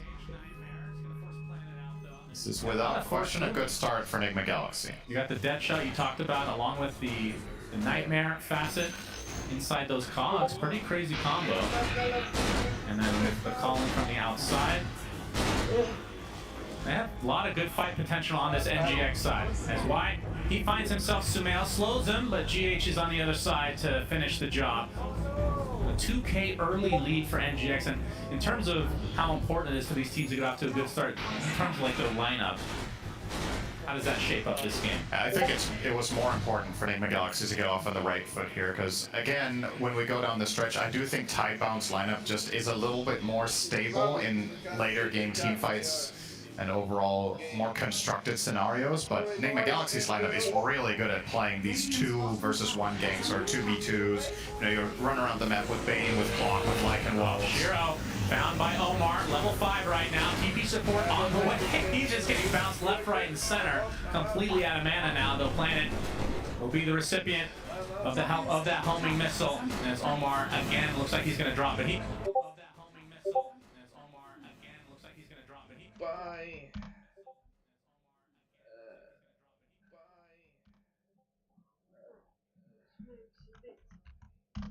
Bye.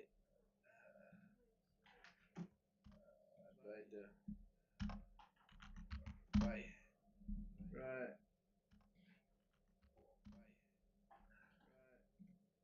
It just stops.